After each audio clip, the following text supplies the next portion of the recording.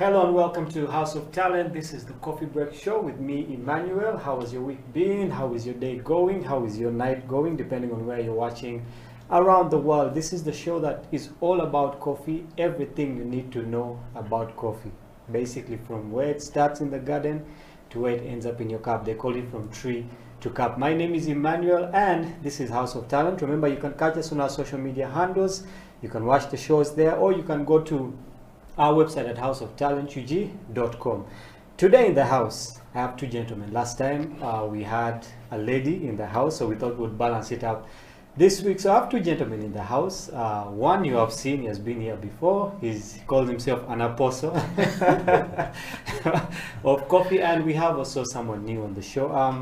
I'll let them introduce themselves so that you know. Let's broadcast them out to the world. Gentlemen, you're very welcome to House of Talent. Thank you very much. Thank you very much. Thank you for honoring our invite. Of course, Isaac, you have been here before. And Yeah, I'm always here. I know that there are a lot of people, out there watching you and excited to hear what you have to say. A lot of wisdom that you bring to the show, a lot of wisdom you bring to the coffee business. Yeah. And with me here also we have Charles Kasibante. Yeah, someone we haven't seen before, but I do believe there's a lot of wisdom that is going to come from him. So, guys, welcome to the show. Thank you. It's always good to have you guys. And like I said, I'll let you guys introduce yourselves. I might introduce you guys, and I won't do you, the good that needs to be done. So I'll start with you, Isaac, please. Yes, I'm Isaac Roxanne. Yeah. Most people call me Apostle $100 because of the coffee gospel I preach. Yeah, I'm someone who likes preaching the gospel of God and also the coffee gospel. Yeah. As you can see today, I'm wearing a shirt saying "How to win my love"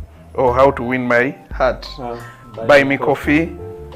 Make me coffee, big coffee. So if you want to win my love, these are the procedures you have to follow. Interesting. So we are trying to do something like promote coffee, the gospel through the shirts we are wearing, like the way. So these shirts you can get them at Brew Plus in case you're a fan of promoting the coffee gospel, spreading the coffee gospel. Yeah. So feel free to come at the office to get your shirt. Very interesting. Yes. Charles, I'll let you go next. Please let us know who you are.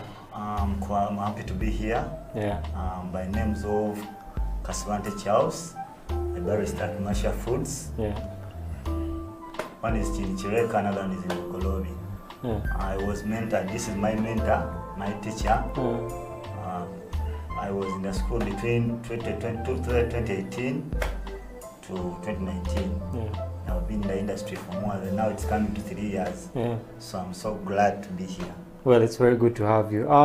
Usually for someone new on the show, we always ask them how their coffee journey started, because it's a very rare thing in Uganda to hear someone say, I'm in the coffee business, I'm a barista. Someone don't even know what the word barista means, okay? So Charles, for you, what was that thing that drew you in towards coffee? Did someone come and preach the gospel to you and say, you need to start getting into coffee? What was that thing that really pulled you into the coffee business? One of them, first of all, it was love. Yeah. The love that my brother had and Mr. Isaac. Yeah. Yes, it's the first thing that pushed me to come in this industry. Yes, I admired them, what they were doing. I liked the art on the cup.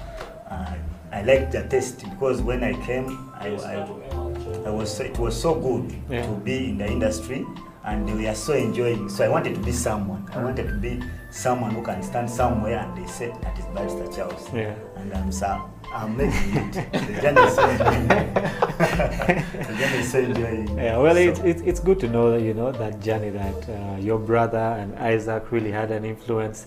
I think a couple of other guests who have been here, their brothers have had an influence, okay? Yeah. I don't know why sisters are not influencing people to We shall have to look into that. Shall have to look into that. Yeah. So Isaac, I know you've been here before, so but for the people who don't know you, I believe that there are people here watching for the first time. Let us know. So what drew you towards coffee? Because it's something rare, okay? But now it seems like you have grown so much. You have mentored people. But what was that initial thing that also drew you towards coffee? Actually, I always tell people that a friend, if you have a good friend, not any other friend, we have bad days that let's go and watch football. That may not be your friend. Yeah. It's football making you guys to come together. Apart from football, after football is done, everyone is scattering to do their own thing. True. So we have good friends. Now a good friend is someone who is going to look at your situation and tell you, man, there's this gig here. Can you manage to adopt to work? Can you manage to learn? So I learned coffee through a friend also. He's like a brother to me. So this guy also introduced me to his boss. At the end of the day, the boss liked me because I had that engineering part of it, and I also had adopted the new culture of coffee with me. So on the other side, I'm an engineer. On this side, I'm also a coffee gospel preacher. Well, it's interesting. So that is how he drove me into the coffee business, because he saw me as someone who could catch up quickly because I'm a fast learner. So, and at the end of the day, I never disappointed. So that is my journey. So right now in your life, how do you balance being an engineer and working in the coffee? Or you totally said, you know what, I think this is the end of engineering. I should just move towards coffee. So how are you balancing the two things? Actually, in the coffee business, it gives you also time to do other things. For example, one thing I love about the coffee business is that people do set cafe, and I'm one of the people who set cafes for people. At the end of the day, they will ask you, how would you want my interior to be like? So that's when the engineering bit of it comes about.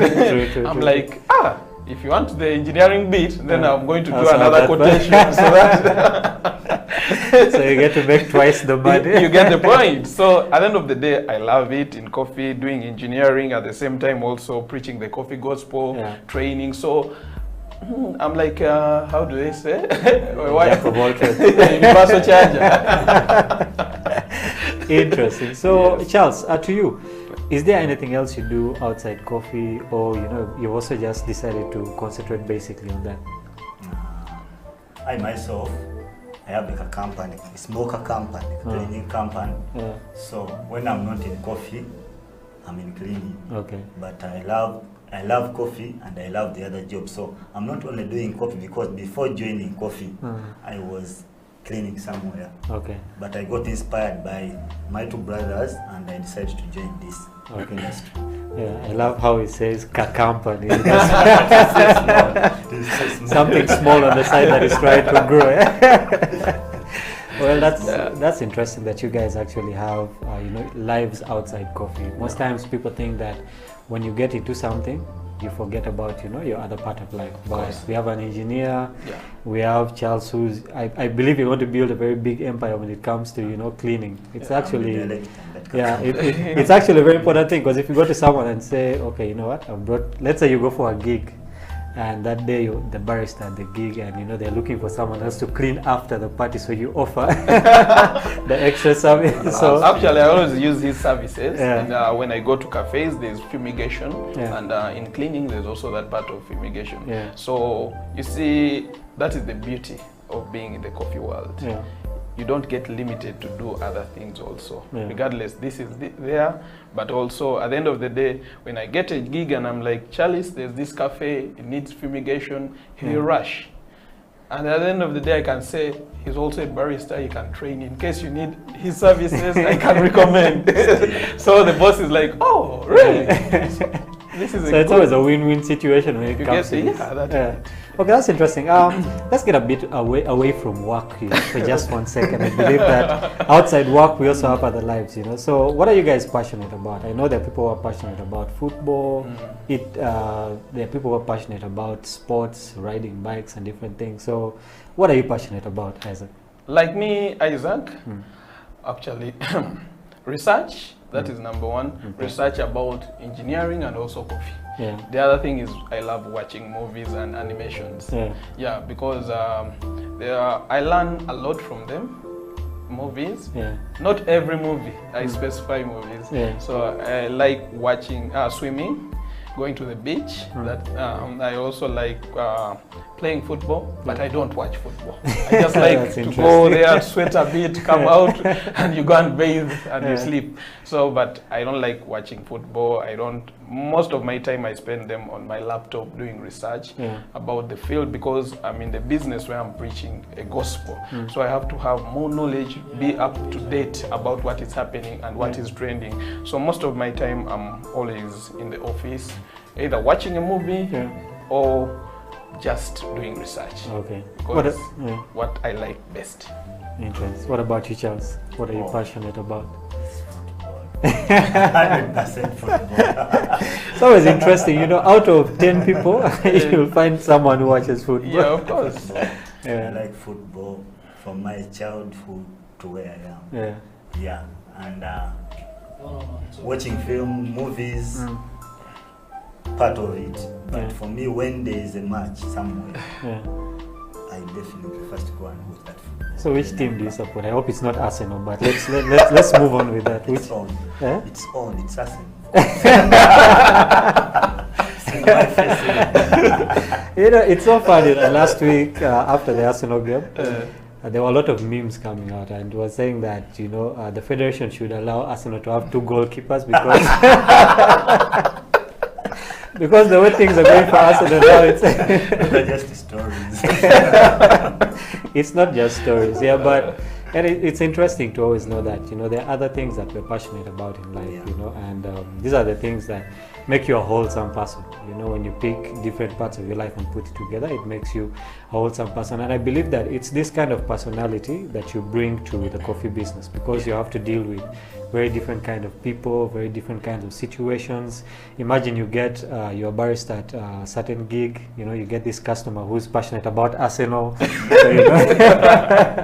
So you end up making different connections like that. So to Isaac, we know that you're the CEO at Brew Plus Lab, which has brought out very many students, Charles inclusive.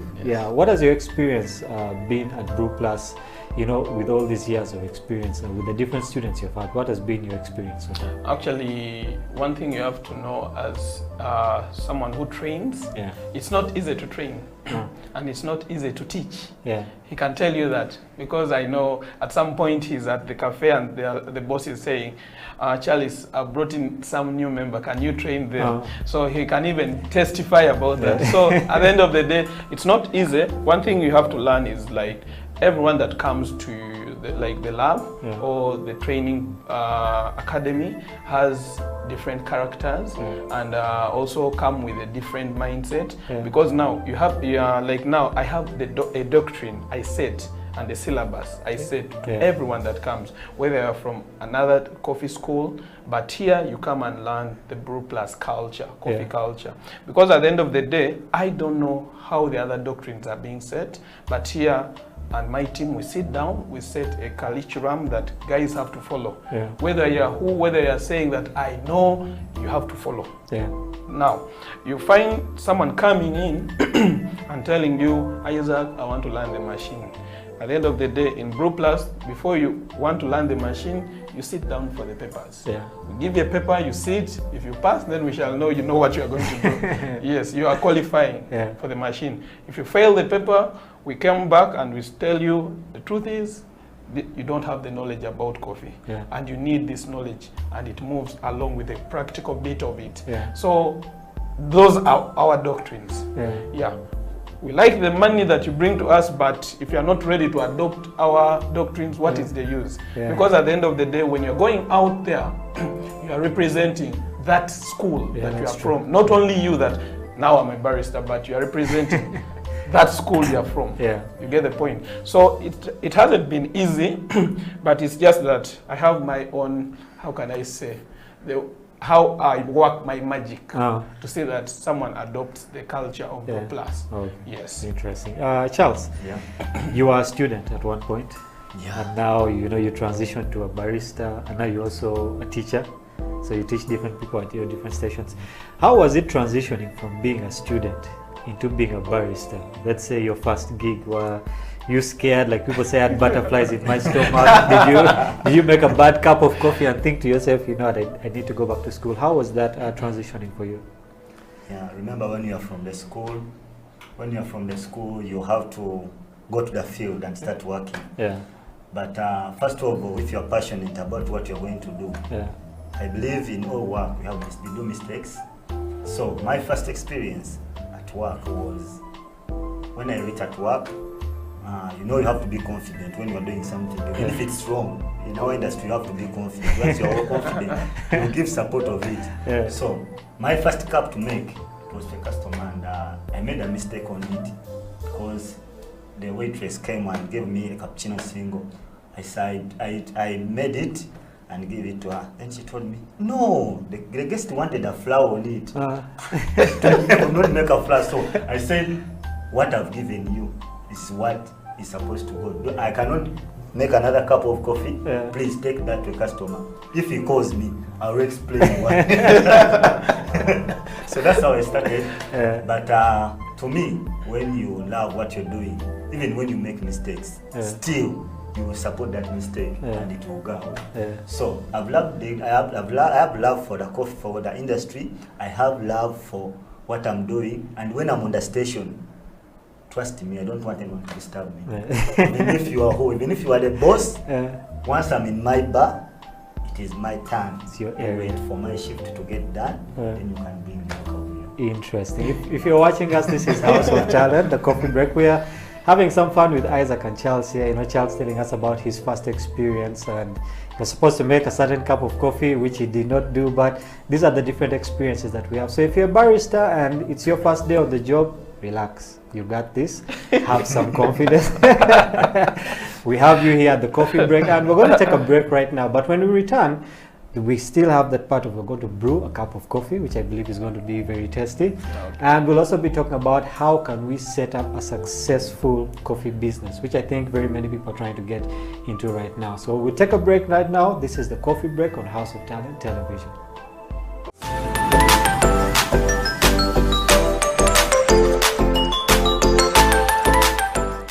Welcome back to the Coffee Break on House of Talent Television. My name is Ateng Emmanuel, and this is the show that is all about coffee. Remember, if you know someone who's a barista, who's a kappa, who grows coffee, and you think they need to be on the show, you can always contact us. Let us know. We'll bring them here so that we can always change information. As you know, people in the coffee industry, it's a growing industry and we need to support each other. But if you just love the show, you can always tune into House of Talent Television.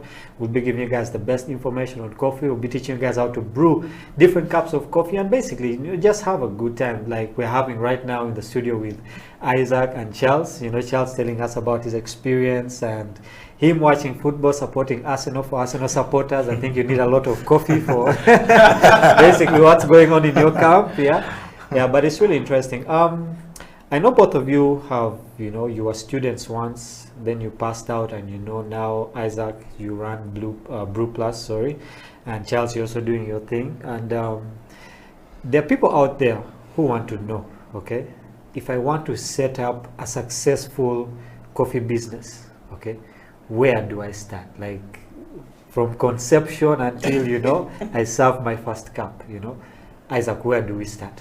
Now, where do you start is one. As the CEO of the project, let's say you are the boss, you have to have a good team.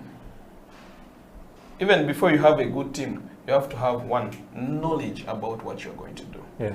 Now, this is the challenge we are finding in our field, that most of the bosses, because just someone has money, he saw, like, let's say the boss of Cafe Javas putting up a restaurant, so he's like, let me also go, I have my room there, let me make it a coffee shop. No, things don't just work like that. You just have to, you have the money, right? But the other thing, you need knowledge about what you are entering into. You get it's like buying a car and you want to drive it, but you have never driven before, or you have never been in a driving school. So at the end of the day, you're going to crash. True. Now, I always tell the bosses, do you know or do you have any knowledge about this field? If you don't have, are you willing to learn? 2, the team you're going to work with. Now, the restaurant business or the hotel industry is too big. We have different sectors. We have the managerial sector, where the managers fall. We have the supervision sector, where the supervisors fall. We have the waiters, we have the barmen, we have like the barmen. we have the baristas, we have the kitchen. In the kitchen, you'll find the head chef, we have the pastry chefs, we have the stewards. So every sector, you have to know what happens in the kitchen. Is the kitchen the same as barista? So most bosses don't even differentiate between the barista sector and the kitchen sector. They think this is one. Yeah. You get the point? So at the end of the day, you have to have all that knowledge about what you're going to invest in your money. Yeah. And the other thing, you have to come up with what they call a doctrine and recipes of that particular place. Okay. Now, for example, I've worked with Javas.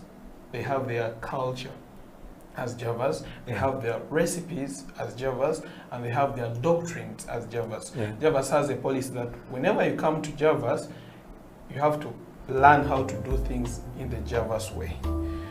Once you leave Javas, you can do things the way you want. If you go to La Petite, I've worked with their La Patisserie, you'll find that they have their culture. The way they serve certain things is not the same way that like Javas does it. So all these, as a person who wants to invest money in the restaurant business, you have to have a system and a team that helps you come up with either that system or you build up that system as you, so that you know that here, this is our recipe, here, this is what we do, here, when someone joins, this is what they do. Okay. To Charles, you're running two businesses now. Okay, you're running a cleaning business, then you're also doing it with coffee. Isaac has given us a good perspective, but I believe that different people have different perspectives. So, for you, let's say when you were starting the cleaning business, okay, I believe business is one thing. We could get into different avenues, coffee, cleaning, sports, and all these things, but at the bottom of it, business is the same. So, what are some of those steps you took? You know, when you decided to open your cleaning business or your coffee business that, you know, other people can learn from? First of all, before you start a business, to me, you have to have the love of what you're going to do. Like for my cleaning company, I started it because I had experience about it. Two, the location of the place. What is your target group? Yes. And another thing is marketing. You have to know when you're starting a business, do people know who you are? Do people have an experience about you? Have you ever worked for someone at a certain place? How was your work? Because I believe in any business, any person you get, any customer you get, you have to do the best out of you, such that that customer will attract others to join your company. So I had to make sure that the people I serve, I do my best to attract others. And I'm so happy because at least the people I targeted to when I was starting my car business, bringing in more and more customers to me, and I'm doing my best to provide what I can to them. Interesting. You brought up a very important subject there. When it comes to a business, there are certain things that we need to consider. He talked about the target audience.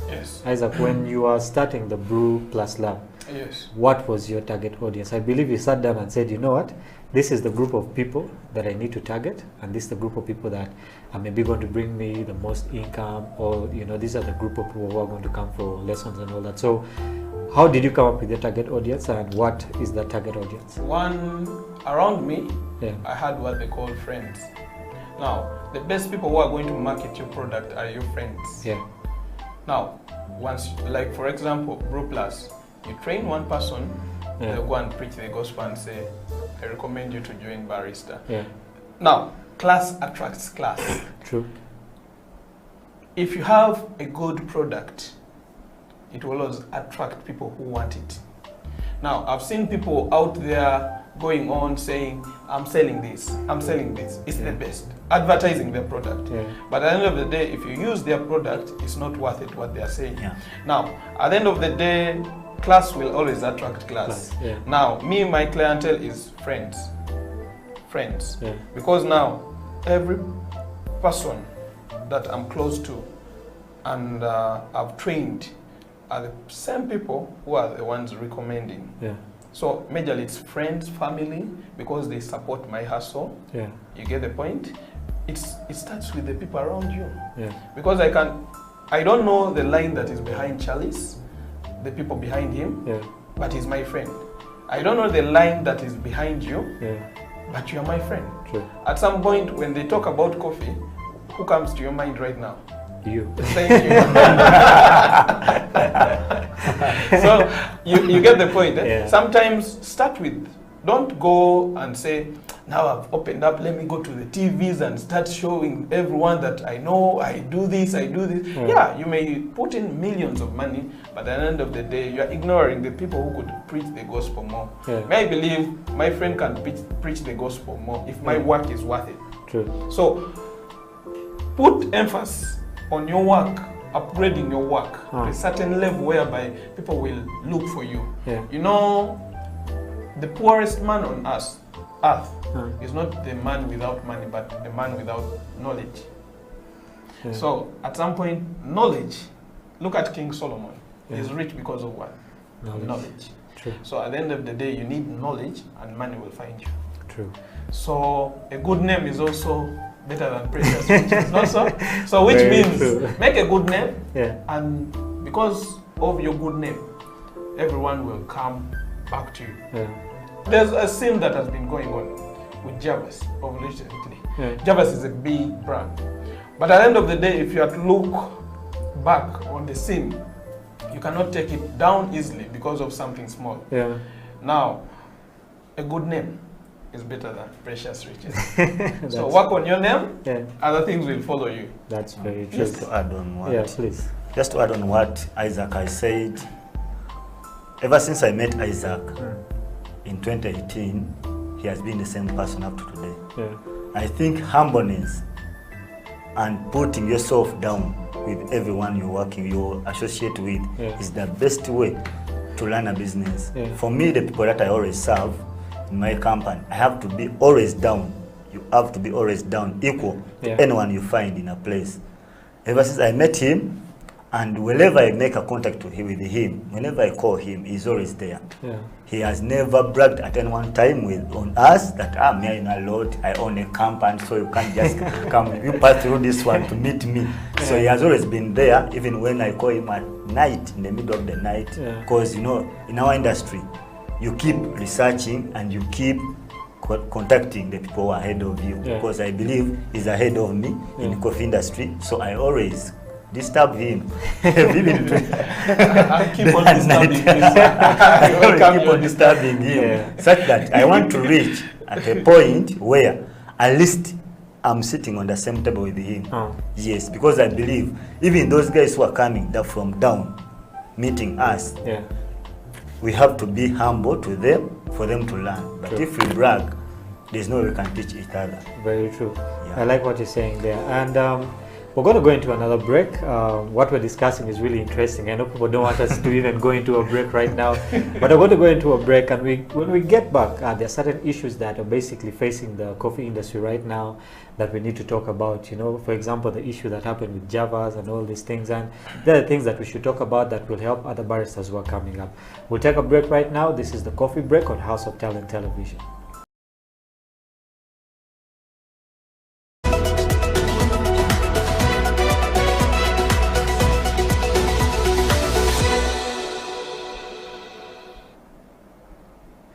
Welcome back to House of Talent Television. This is the Coffee Break Show with me, Emmanuel. I believe this is the most exciting show, actually the only coffee show that we have in the country currently. Yeah, and it's a very good thing, I believe, that we're doing here.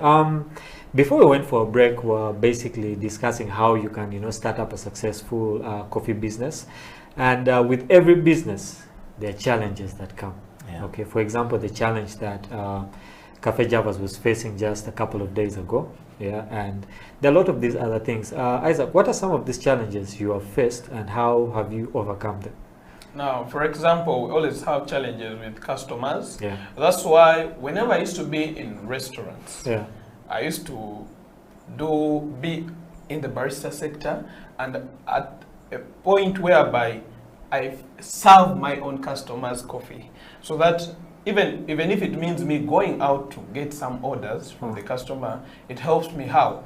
I have to understand, how does Emma take his coffee? Yeah. How does Charles take coffee? Maybe Charles is not a fan of strong coffee, so you have to understand how customers take their coffee. Yeah. Yes, and there's a customer coming and telling you, can you do me something off the menu but I'm willing to pay? Yeah. So at the end of the day, you have to come up with something unique off the menu, but the customer is going to pay. Even if you tell them it will cost 50,000, they will say, it's fine, just do it. Yeah. Then break it down to the customer, tell him, according to what I'm going to do a blend of this, do this and this. Are you allergic to something? Yeah. Find out exactly. If the customer is allergic to something, you don't put it there when you're making. Yeah. You get the point? So I believe most baristas think that by being behind the bar, now they are done. You get the point? Yeah. But reach to that point of understanding each customer, that you see, waiters, they do mistakes also. They are humans. So at some point, a waiter will come with a confusing order. Some waiters will, you see, who are not trained very well, they will come. For example, someone will come and say, I have customers there, they are 4, they are saying they want an espresso divided into 4. And seriously, you're like, but it is impossible. Come on, how can you divide this into 4? Yeah. So at some point, it gives you a mind. Don't be harsh on that waiter, but ask the waiter, can I please meet with the customer, and explain to them. Yeah. You get the point. What an espresso is, it's just a shot. Yeah. So at the end of the day, that is how I used to operate in the restaurant. Okay. I feel me involving, apart from the production part, but also in the service part, it was the best thing that has ever happened to me. Yeah, because that's how I made friends with customers. They're like, where's this black guy? If this black guy is not there, man, I'm not taking coffee today. You get the point? Yeah. So the customer is calling you like, man, I came there, you're not there. What happened? You are the only one who knows how to do my beverage. Yeah. So at the end of the day, you as like the boss of the restaurant, you have to come up with a team, give the baristas a chance to go and build recipes for your restaurant. Yeah. Give them the time to do research. Most baristas, they are used to just coming to the station, going back. The only time they are meeting the boss is when there's something big that has happened. Maybe a client is saying, today this guy's coffee is not good. Yeah. So you as a boss, love the baristas, be part of the team. We have seen bosses whereby he's asking, where is this going? He picks the tray, he takes, it is his business. Lead by example. Yeah. Don't be in the office say, I'm paying him. you see the point? Yeah. Don't be harsh on these people who are doing production. True. You get the point? A barista is having a lot on the mind during production. Orders are flying in like jet fighters. So at the end of the day, you as a boss, you're also coming to stress him. So they're dealing with a lot. Yeah. It's not easy to be behind there. I know what is that. The next day you're hearing a customer say, man, I didn't order for this. What is this? Take it away, pouring it on him. So these guys are dealing with a lot. So at some point, you as a boss, you have to be calm with the people in production, or else you are going to make them hate their job. Yeah. Yes. So a couple of things you've said there. One, you have to brand yourself. Yes. You know, people are looking for you. If you're not there, nothing is happening. Yeah. So you have to brand yourself as a barista. Then too, you have to know how to work with people. Yes. Not only your customers, but also the people you work with, you know, in the station. And also, like he said earlier, you have to be down to earth. Even if you're a boss, you know, don't sit there in your office and, you know, throw out orders. Come down to the station and work with the people. I believe that when you work together, you can go further. Okay. Before we get into brewing a cup of coffee, I believe that for every industry, you know, especially now for coffee that is growing, okay, there are very many people that are starting to come into it. Okay. Yes. And with all these different people, there are different perspectives, different recipes when it comes to, you know, the coffee shops, and different schools with different doctrines, different ways in which they do things. And I believe that at a certain point, no one wants to support the other because everyone wants to climb where? Up to the top. So everyone is being secretive about this and that, you know, not giving out, you know, the kind of stuff that they do at their school. Maybe I'm a barista, I came up with some very good recipe, I can't tell the next person because, you know, it might hurt me. Yeah, so to Charles, I believe that this is a problem that is there. Yeah. Okay, so how do we deal with such a problem whereby no one wants to support the other, yet this is an industry that everyone should come together and actually be growing? How do we deal with such an issue? First of all, I'll talk about the people who are feeling proud of themselves. Because in our industry, first of all, being down to earth, it means you have to help each other in what you're doing. In an industry that we are working from, but the challenge we are facing are the people who are lacking the love of what they are doing. Yes. You may be barista, we are working on the same station, but you are looking out for money. Me, I have passion for what I'm doing, whereby I'll always feed you information that you are not going to take inside you. Now, when I come in the following day, we always do recapping, we always do briefing on what before starting a shift. You do a briefing and you find that someone is totally green about what you are doing. What you talked about yesterday, now you lose morale on helping that person. Yes, another thing, Isaac talked about the customers. I thank this television for keeping people know about coffee. There are few televisions that give out such information about our industry. It is still low. People don't know total about coffee. You receive a customer in the restaurant, he tells you, I need, you give me a coffee beverage. For example, you give me espresso. He just reads it from the menu. You do espresso, you serve espresso. He calls you because in our restaurant we always go and make a follow-up to our customers. How was the taste of the beverage I served? So you go there, the customer tells, hey, what is this? I don't know what you gave me. I said that is espresso. You have to explain espresso. Then at certain point, then he will tell you, I didn't know. Just bring me hot water and add on because I need too much of it. But this is too bitter. So we need to put up shows. I request Isaac to always make exhibitions, because by making exhibitions, a person who doesn't know any beverage, he will just know what espresso is, he will know what a cappuccino is. Different customers, they have different tastes. We talked about it. You go to a customer, you make taste, I need a cappuccino. If you don't make a follow-up, he will go. But at Java's, they are making a follow-up. Now, the problem you face, he will not come back. But when you go to him, I personally have a customer who needs a hot cappuccino. A hot cappuccino. If you don't go and get information from him, understanding the customer, you will not know what he wants, and you will go move cafe to cafe because he's always waiting for you to come and engage with him. If you don't engage with him, he doesn't know, and you just go to another cafe. The other day at Java's, another cafe. So you keep on moving till you get someone who understands his taste. Another thing is about, like the incident that happened to Java's recently. That thing can happen to anyone. It can happen to any restaurant, to any cafe in the country, because you can't tell. For example, you have come, I've made for you a milkshake, you have taken it away. How will I know what happened on the way? On the transit. On the transit. In the process of taking it. Now, tomorrow you come and you say, you put this in my...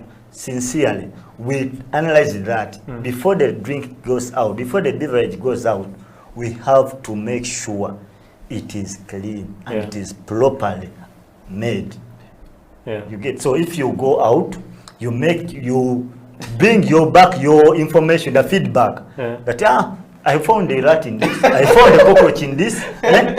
I cannot blame myself, the person who made it, and I'm happy if Java didn't fire the people who made that milkshake, because you cannot tell. It was in the transit. The process of taking it, you don't know. You may go out and you put the back of You see, the challenge was, when you see that clip, the challenge was that it's very rare to find a rat in a shake, because I know how a shake is made.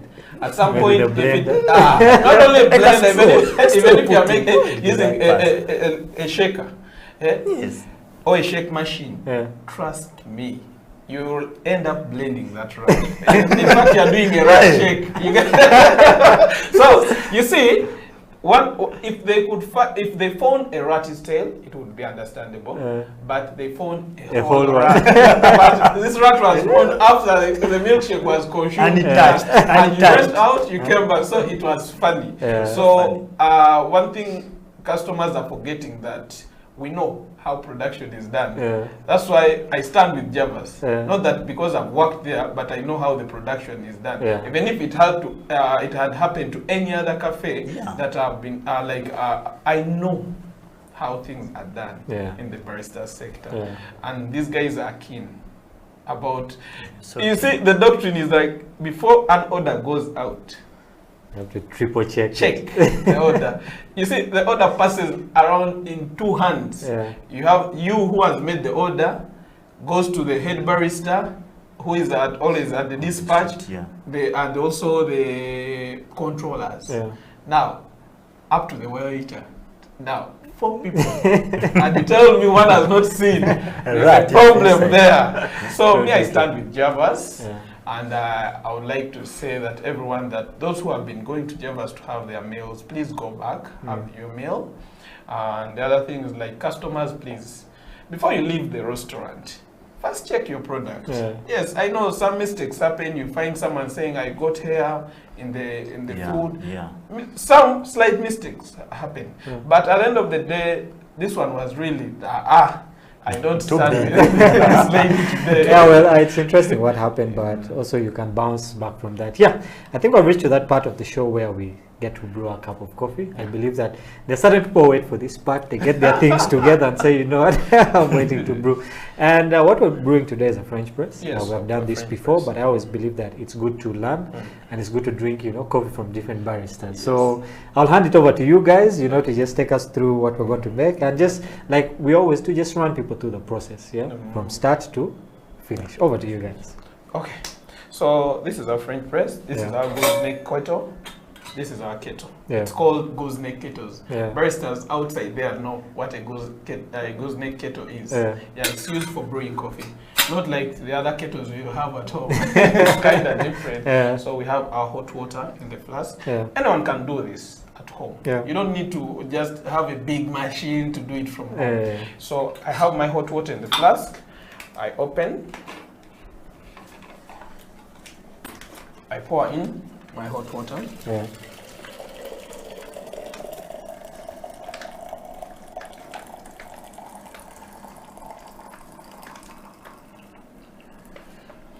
So I put it on top. So okay, I get my coffee. Put it here. So with that. It's okay.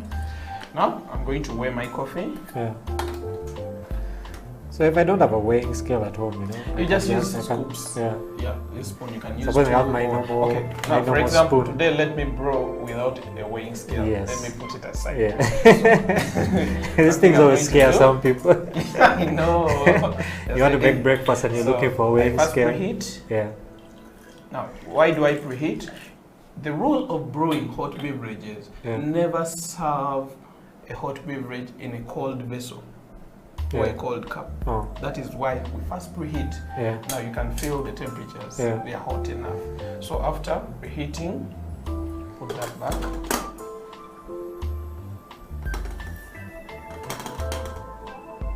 You pour that water aside. So I have an extra cup here. After, you measure your coffee. Depending, if you take strong coffee, you can do 2 spoons of this, or 3, even 4. But me, I'm going to do 4. Since we are here, 3 people. So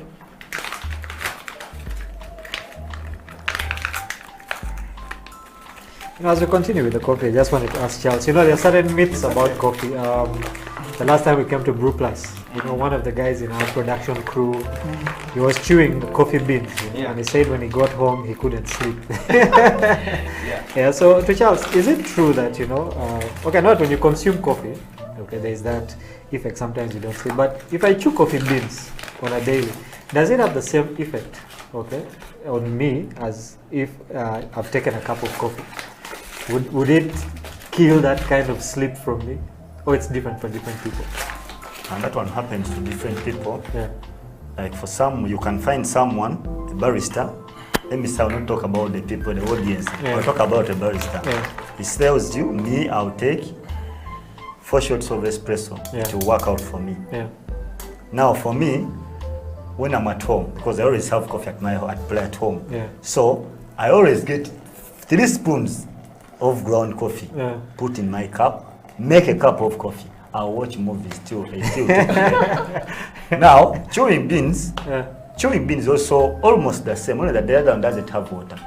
Yes, you chew it slowly, depends on that period of time you're going to chew your beans. Because you're not going to like you chewing beanie. You have to chew slowly, taking your time, like our old judges, the old fellows, they used to take beans slowly. You take it slowly, you chew it slowly, it will work out for you. Okay. So and the other thing you have to know about coffee, that coffee has caffeine. It's a natural acting stimulant, which means if you don't want to sleep, drink coffee. That's why I always ask people that, why do you drink energy drinks like let's say Rock Boom or Sting? Because you see, whenever I'm weak and I feel the body is weak, I should just take that. Take my Sting. So if it's a stimulant, I believe that even for there are people who go to the gym. So if I take coffee before I go to the gym, will it have an effect? Yeah, because it takes you back to history. Look at the American G.I. Joes, where the history of Americano came about. Look at the athletes who used to go for to do the running thing. They used to drink coffee to help them boost their metabolism during that period of exercise. So it's always, I advise, once you're hitting the gym, first have a cup of coffee at least 30 minutes earlier, then you go on. It will help you boost that morale. And another thing to talk about, I don't need to we people who love football and who have ever played football, it is always advisable to take a cup of coffee after playing football, because it will bring back the energy that you have lost while in the field. So it is a good beverage to take after and before. Reminds me of a joke. I think your Arsenal guys need baristas. The energy they're using needs to be replaced. But so what level are we at brewing our coffee right now? We are done. I'm just serving the coffee. Okay. Yes. So if you're out there, you want to know more about coffee, we always have this show every week. You can always tune into House of Talent Television. We have basically hosted very many different baristas from different walks of life who have given us their experiences, their stories, and we believe that there are still many more who will be coming through here. If you're a barista yourself and you want to come onto the show, let us know. Send us a message. We will be very happy to host you, because we want to grow this industry as much as we can. We need to support each other, just like Isaac is here, is supporting his students always. Charles is also here. And we've come to that part of the show where we need to say bye to the people until next time. I know that it's not a time that any of us likes. We could sit here and talk about coffee, like someone said, till the cows go home. But Isaac, any parting words before we go? I just want to say thank you to whoever has been supporting me, majorly my students, because they have really helped me in terms of recommending others to me. Now, I want to thank the team that is in Dubai, Kuwait, Qatar, Saudi Arabia, that is Musao, Abdul, that is Paul, all that, those are my students. I've trained them, they're happy, they have given me a lot of good feedbacks. And I miss those days so much. I miss my lady baristas who are there that I trained, Jamira, that is Irene, Martha, all those, I miss them. Isaac, I miss them so much. Daniel, I wish they are home to see this. Charles, any parting words from you? First of all, I will thank the House of Talent for hosting us, for putting up this show always. I'm so glad to be here. I will thank my mentor, my teacher, for allowing, because when he told me yesterday that you're going to be on the show, I said, because I've never been at one. So I'm so glad that I came and I shared my experience with the audience. I'm so glad with you guys. I'm glad with the team. So please, whoever out there, please keep trying coffee. It's a good beverage for everyone to take. I also just want to thank you guys for coming onto the show. I know that every time we call, you guys are there to come and be with us. I just want to say thank you very much. And to the production guys, I know they also can't wait to have this cup of coffee. They are waiting to get off the production just to get this cup of coffee, and we'll be sharing that with them. But thank you very much, our viewers, for those of you who have been on the show with us today. Remember, always tune in, always watch, send us messages. If you like what you see, let us know. If you need anything from us, let us know. If you want something that we should change on the show, let us also know. We are here for you. Isaac, Charles, and all these other baristas are here to give you different information. From us, have a blessed day. Thank you for spending time with us on the Coffee Break on House of Talent Television. We'll take it away with our cup of coffee. Guys, thank you very much for coming on the show. Till next time, this is House of Talent Television, the Coffee Break Show.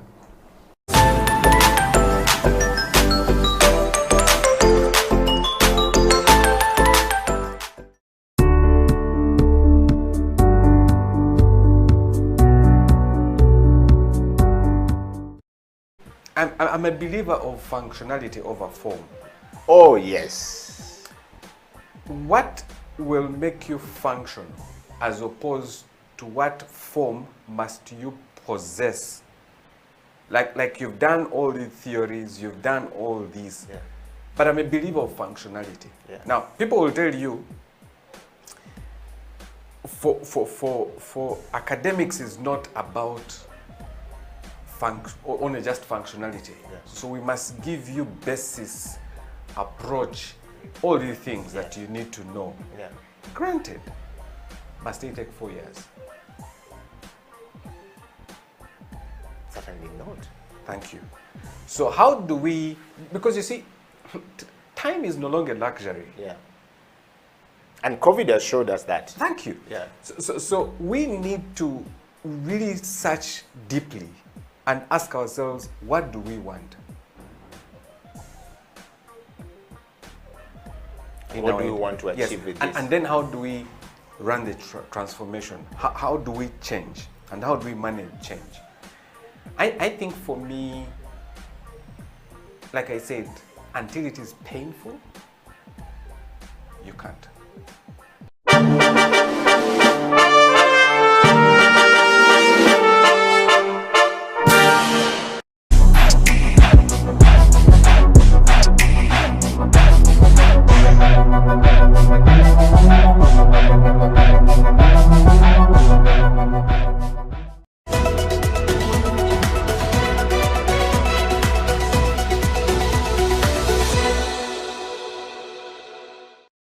I think the challenge with some of the art forms are they're quite expensive and exhausting. When you talk about like video mapping, I mean, if you're a video mapping artist in Uganda, where would you get a job? He's gonna give you a gig, you know. So you are in it for a big. That's why they were saying the new Africa France is open. So for this I think, and also if you're a video artist here, you really.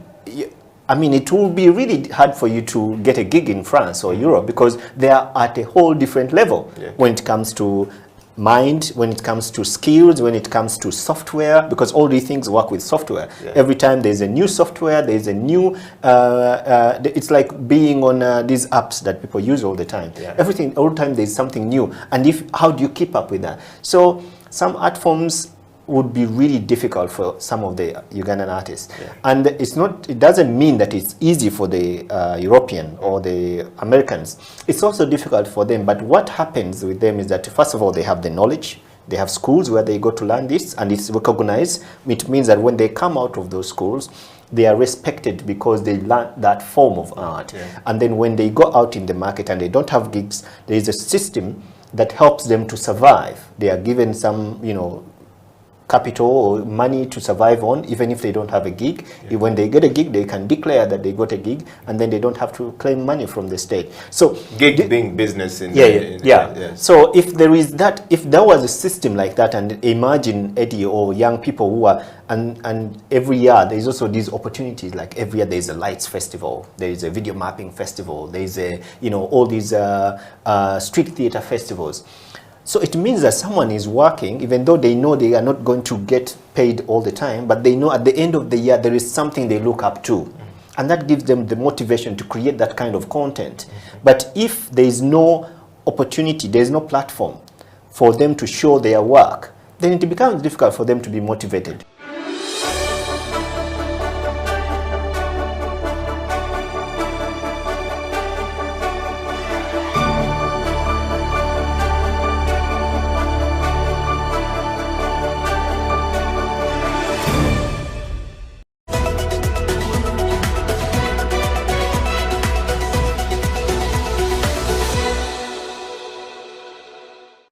This one is called manual brewing. This is Gravity manual brewing. Yeah. It's part of specialty. Oh. So we've been talking about specialty. Specialty came and introduced to us manual brewing, 2 methods of brewing. Okay. That's the main difference between specialty and commercial. Yeah. In specialty cafes, you'll find people, baristas doing manual brewing. Okay. In commercial, they'll be doing only machine, espresso machine. Okay. That's another method. And this is another method. So Okay. we do this one manually. What's the main point of manual brewing? And what is our expectations? Yeah. Why do we make manual brewing? What's the difference between this and the normal coffee? Yeah. First of all, it's not about making strong coffee, making whatever. No, we can make manual brewed coffee, a very nice one. Yeah. What we are looking for is optimum balance. Okay. Shouldn't be bitter, shouldn't be too acidic, should be balanced. Okay. So someone should drink coffee and enjoy only that. Yeah.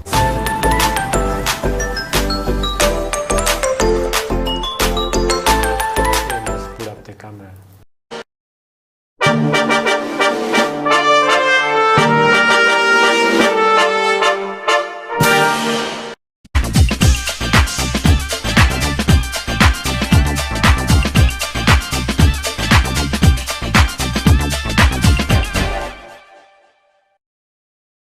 To talk about my experiences and how God has been able to use me in the different exposures. And through the leadership, through change management and transformation, I've been able to do a couple of things in my life. Now, are you a kind of person who is tired of your status quo? Do you want your situation to change? Are you tired of what is going on in your life? You know, change is a fact of life. We've all been through experiences in the last couple of months that have taken us to a place where we need to do something about our lives. We need to change whatever is going on. So if you have not piled up investment for yourself, you need to do that. If you've not done businesses to hold your family in future, you need to do that. Are you thinking of full-time employment? You need to be thinking about your life after employment or your business in the next couple of years. So if you want us to chat, if you want us to talk about this, please get in touch with us at SEAL Uganda on number 0772443085 or check our website www.sealuganda.com, or on all the social media handles. You can hook me up or Facebook, that is Jean-Paul Olowo, on Instagram, Jean-Paul Olowo, and on Twitter and LinkedIn. Then we can chat a way forward with you. We can help you, we can coach you, we can walk with you this journey of financial freedom. Thank you.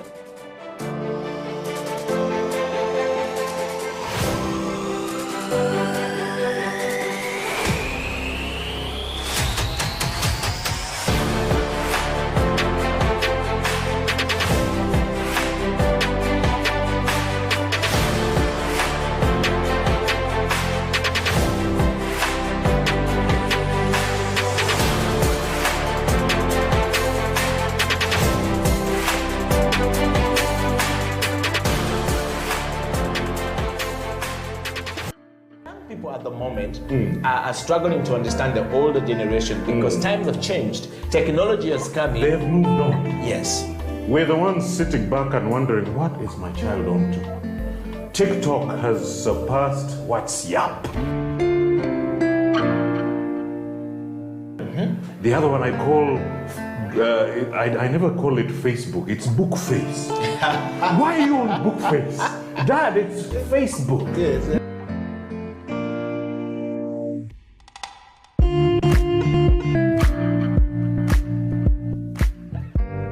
Me, I keep saying, I have a foot amongst the millennials. Yeah. And I understand the traditionalists. Okay.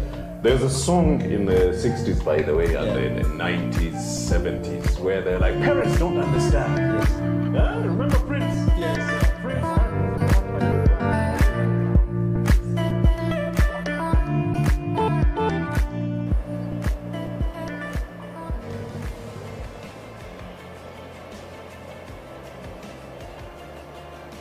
This is the CEO Bench. My name is Eddie Okila and it's a Friday. Welcome to the CEO Bench. Of course, this week we bring you a very interesting guest, the third female on the show, and we will be talking leadership, change management and transformation. And of course, in today's rapidly changing world, learning to of course lead and design our organization to read the turbulence of time that comes with leadership challenges and change management is key in us making proper decisions that will take our organization forward, but also to allow us, manage impact of what we're trying to do. So today on the show, this program brings you Francis Birungi Odong, who is an executive director of Ukoback. I'm yet to understand how to pronounce the entire word from her, but Francis, welcome to the show. Thank you, thank you. How are you doing today? I'm fine, I'm very well, thank you. And welcome to the CEO Bench. Thank you, thanks for having me. You're welcome. So, in a nutshell, who is Francis? So, who is Francis? So, Francis is Francis Birungi Odong, as you said. I am, what should I say? I work in Ukoback, like you said. Ukoback in full, it's a mouthful indeed. It's Uganda Community-Based Association for Women and Children's Welfare. I am married to one man. We have 4 children. I was born in Kenya, but I'm Ugandan. My parents were exiled in Kenya for a period of time. So we are a family of 7. And 6 of us were born in Kenya, and then we moved back to Uganda. So I have been partly raised in Kenya and partly raised in Uganda. So basically, that's who I am. I don't know if that's sufficient. Yes. It's always difficult for people to say who they are and what they stand for. Yes. So Francis, welcome to the CEO Bench. We want to know more about you as an individual. How did you end up where you are in what you're doing today?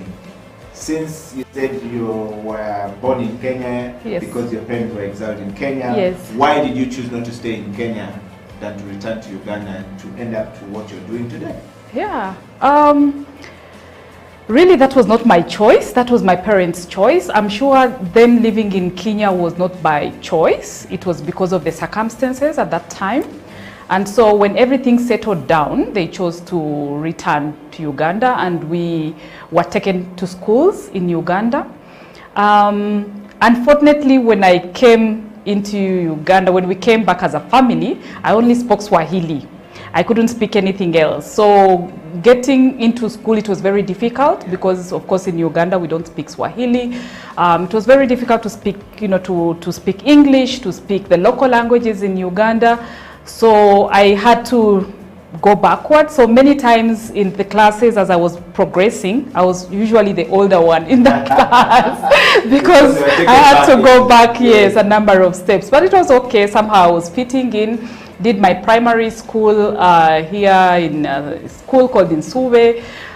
Then from there I went to Tororo Girls School for secondary, finished my secondary, went to Green Hill, did my HSC, then went to university. Where I did a first degree And while doing actually when I was in my senior 6 vacation, I asked my mom that I wanted to do some voluntary work. I wanted to, to do something other than sitting at home. So she was, at that time, she was working with a non-government organization as well called Forwode.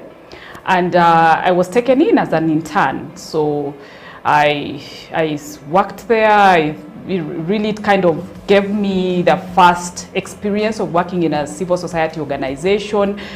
They were focusing on work, supporting women to participate in leadership positions and so forth. So it was very intriguing at that age, but it was not yet my time to really, work. I wasn't very sure, but I was trying to figure out what it is that I wanted to do. And for me, it was very empowering seeing what was happening in this organization. And when I went to university, I did social sciences, majoring in sociology. So I think my choice for the university for the course that I took was because of what I saw that was happening in this organization. So I did my sociology course, finished 3 years, and after school I told, again, I had a conversation with my parents and told them, you know what, I feel like I want to do the work that I did when I was doing my voluntary work. So do you think you can help to talk to your peers, because they were doing that? My father was in politics, but my mother was doing civil society work. And at that point, I was taken in UCOBAC. Yes. As an intern. Right, yes, so it was immediately after university that I joined UCOBAC as an intern. And I started, doing simple work. I was really doing support work in the organization. But I was very eager to learn about what they were doing. It was very interesting, but also the kind of work that they were doing, working with women and children. I thought that was something that was very powerful.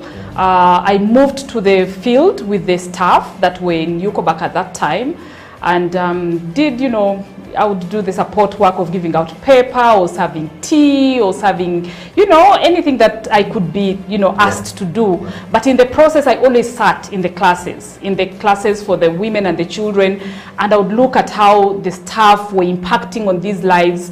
It was very interesting to see how people's lives were transforming, from nothing to something. So really it built, it built my interest. But also I felt that I wanted to know more about how I can contribute in a more meaningful way in this sector. Wow. Yes, so I worked there as an intern for some time, and I didn't feel like I wanted to do anything else. To me, it was I had arrived, if I should say. So basically your mind was corrupted, and this is where I'm going to be. Yes, right. I had arrived at that point, because really for me what was very important to me was transformation, was seeing lives of people changing from nothing to something. And the fact that in this environment was showing me that it is possible to contribute in one way or another to change an individual's life. So it exposed me. I came from a background, my parents, I wouldn't say it was a very poor family, so I had not got that exposure. So working in this environment really showed me the reality of the world. I came to see that actually majority of Ugandans were living in poverty, were vulnerable and needed support. So for me, it was fulfilling to work in this organization, and that is how I started my career in UCOBAC. Wow. Yeah. Well, if you're joining the CEO Bench, that right there is getting you into what we call knowing somebody personally, and of course getting into their life. That is Frances is the executive director of UCOBAC, and she's on the CEO Bench. If you're joining us from anywhere in the world, we're live on Twitter, we're live on Facebook, we're live on YouTube, and House of Talent /Facebook. Please tell your neighbor and tap your cousins, and this story is going to be a very interesting one. As well as on Twitter, wherever you are, tweet, show, share, retweet, and make sure everybody gets to know what is happening. Frances, I want to just take you straight to this.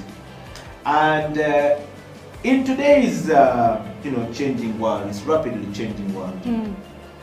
Learning to lead and design our organization to read the turbulence of time creatively is critical to our ability to make positive impact.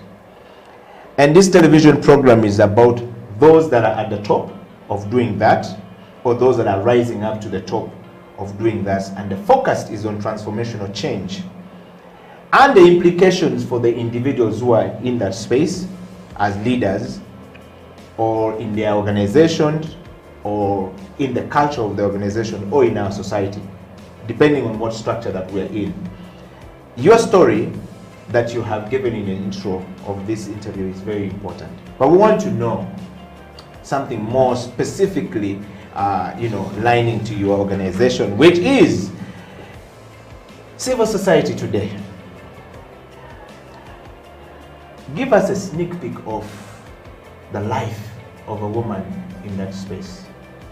Oh, that's a very good question. The life of a woman in this space is just the same as the life of a woman in any other space. It's not an easy space, especially when it comes to leadership and when it comes to influencing decisions and also influencing processes in any other institution. So it is not an easy space for a woman. It is a space where a woman has to do something extra or do something more to be able to prove that they are able to do what they should be doing. So I would say that it's the same. It's very competitive. Many times we see that in many civil society organizations, still we find them to be male-headed, and we're having many women, many girls taking up leadership roles in civil society organizations, but it's not an easy task. It's where we have to really prove ourselves that we can lead these organizations to greater heights. And there's a lot that is involved in the civil society organizations. There's leadership in itself, there's management of processes, there's management of the human resource, there's fundraising, there's research. It's a lot that needs to be done, and many times there is a feeling that is too much for a woman because she has other traditional roles that she needs to do as at home. So many times as people are looking for leaders in civil society organizations, the priority is usually given to men because of our society that feels that men have the time, men have the capacity, men have the ability to lead, to take this organization to greater heights. And women, there will be a problem. They will have to go to maternity leave. They have issues. They are too emotional. They have not done the courses that are good enough for leaders.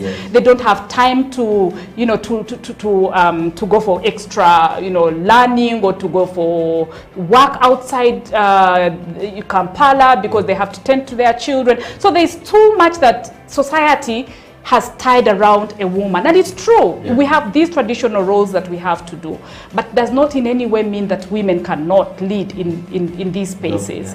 So it is really changing with time. As more women get into leadership positions, it's changing, and there's more appreciation that is coming towards women, because women have demonstrated, many women leaders in civil society organizations, like in any other institutions, have demonstrated that they are able to excel, to move these organizations to greater heights.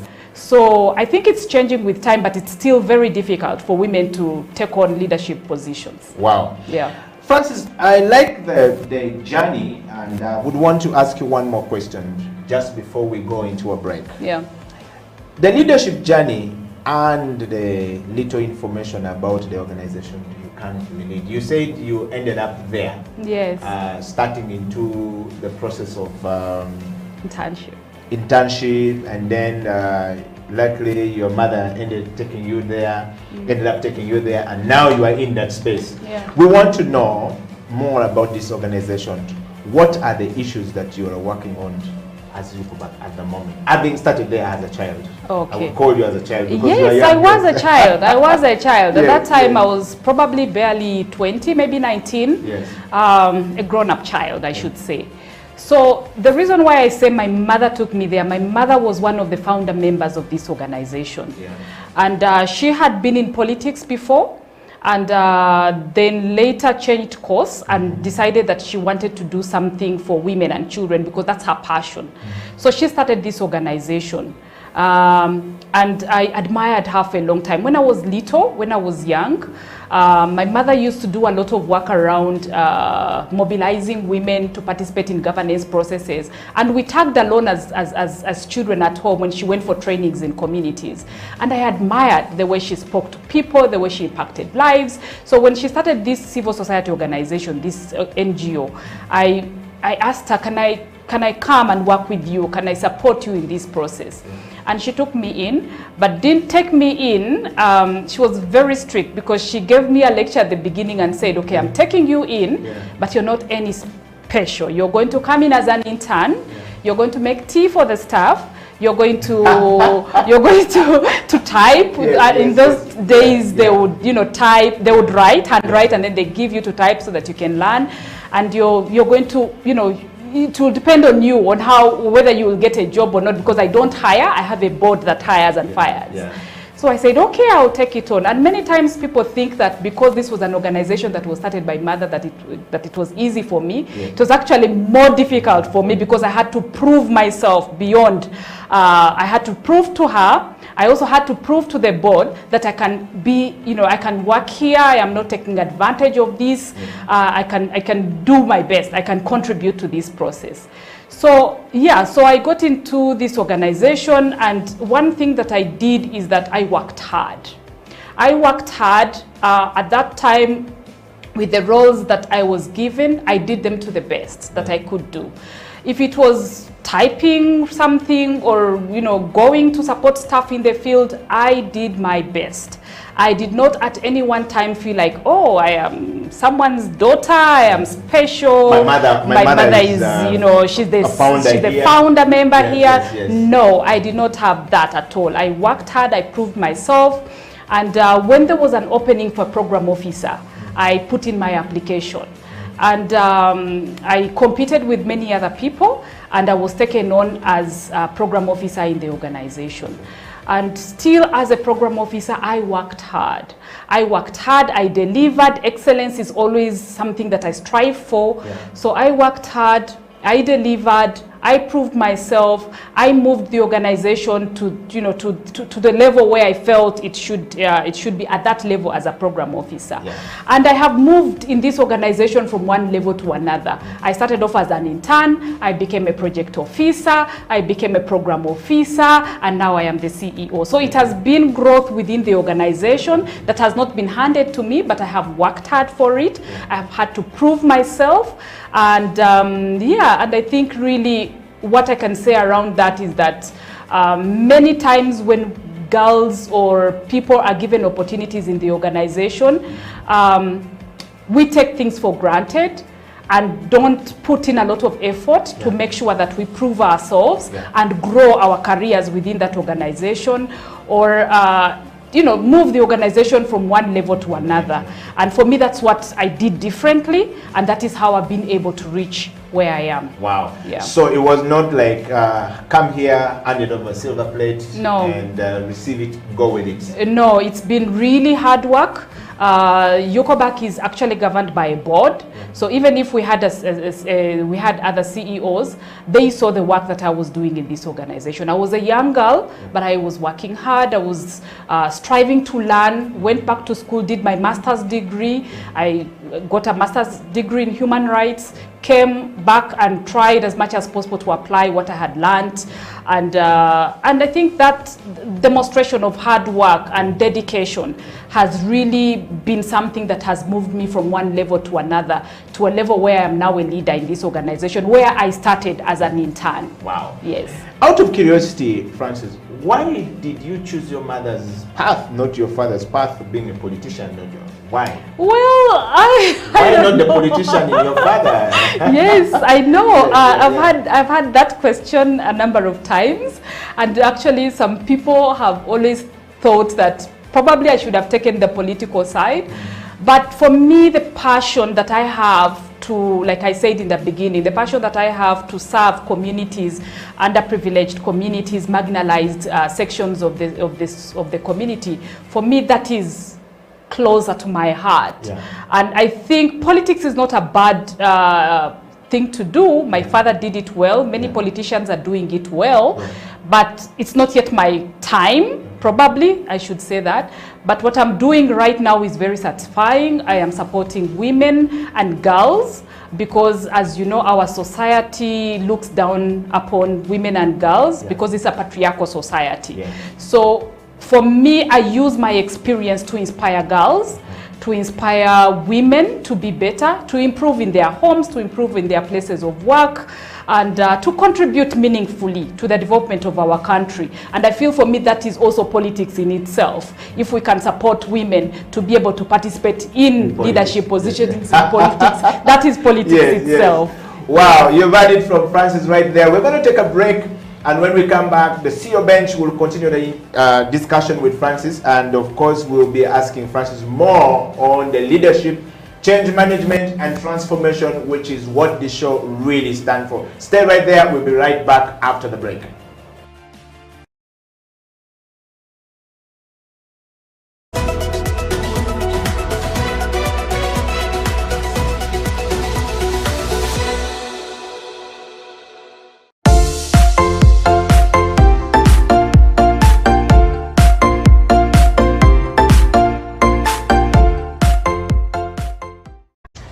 For me, leadership is a privilege of moving people towards a destiny. And for me, it would be towards God's agenda. That's the best, moving people to God's agenda. God has an agenda for everybody. And I know some people say, oh, it's too much of God, but God has a plan for this world. And so whether you're in business, you're a medical personnel, if somebody came to you, a good medical leader says, I want you not only to be healed, but to be healthy. That's the kind of mindset that I see, and it's about self. So if you ask me, am I a leader? By the grace of God, I am a leader, and I am growing as a leader. And I thank God for that privilege of being a leader. And who is a leader to me? It's very simple.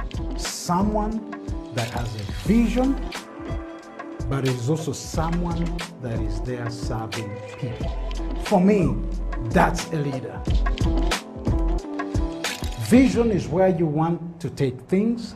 Serving is the recognition that if the things do not matter to people, drop them. Wow. Drop them.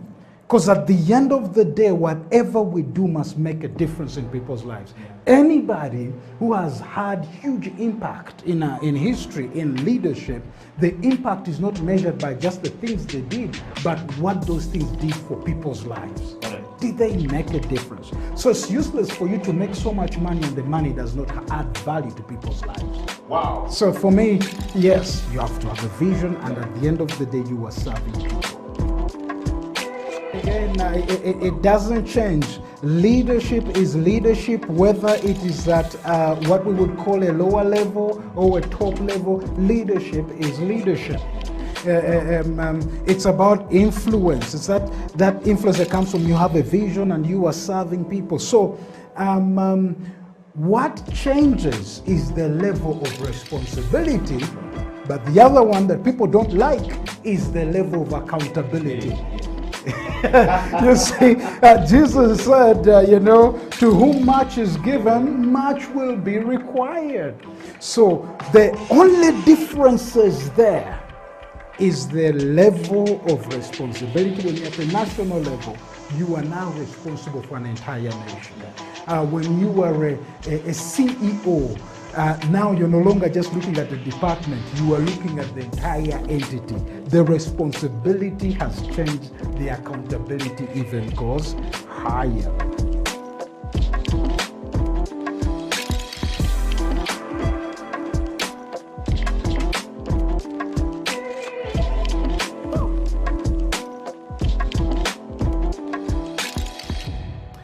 Hi, this is Julius Rotlonyo, pastor at Watero Church. Thank you so much for tuning into House of Talent Television. It's a great, innovative way of doing TV, and particularly for being a part of the CEO bench, talking about leadership.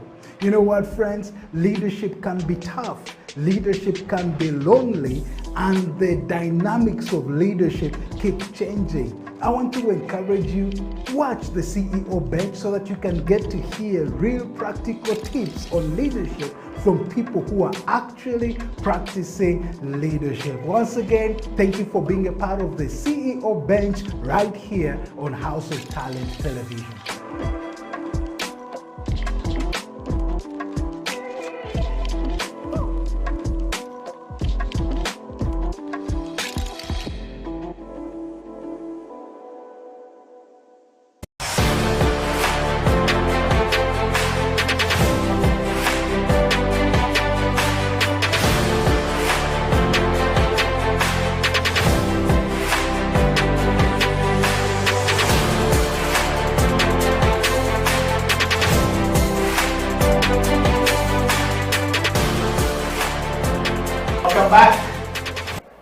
From that break, my name is Eddie Okila, and of course this is the CEO bench.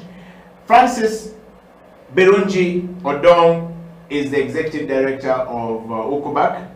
I will not attempt to pronounce it or to mention it fully before I get completely lost and then I get sued for messing up with the name. But Francis, welcome back to the show. Thank you. And to all of you out there, please share this far and wide.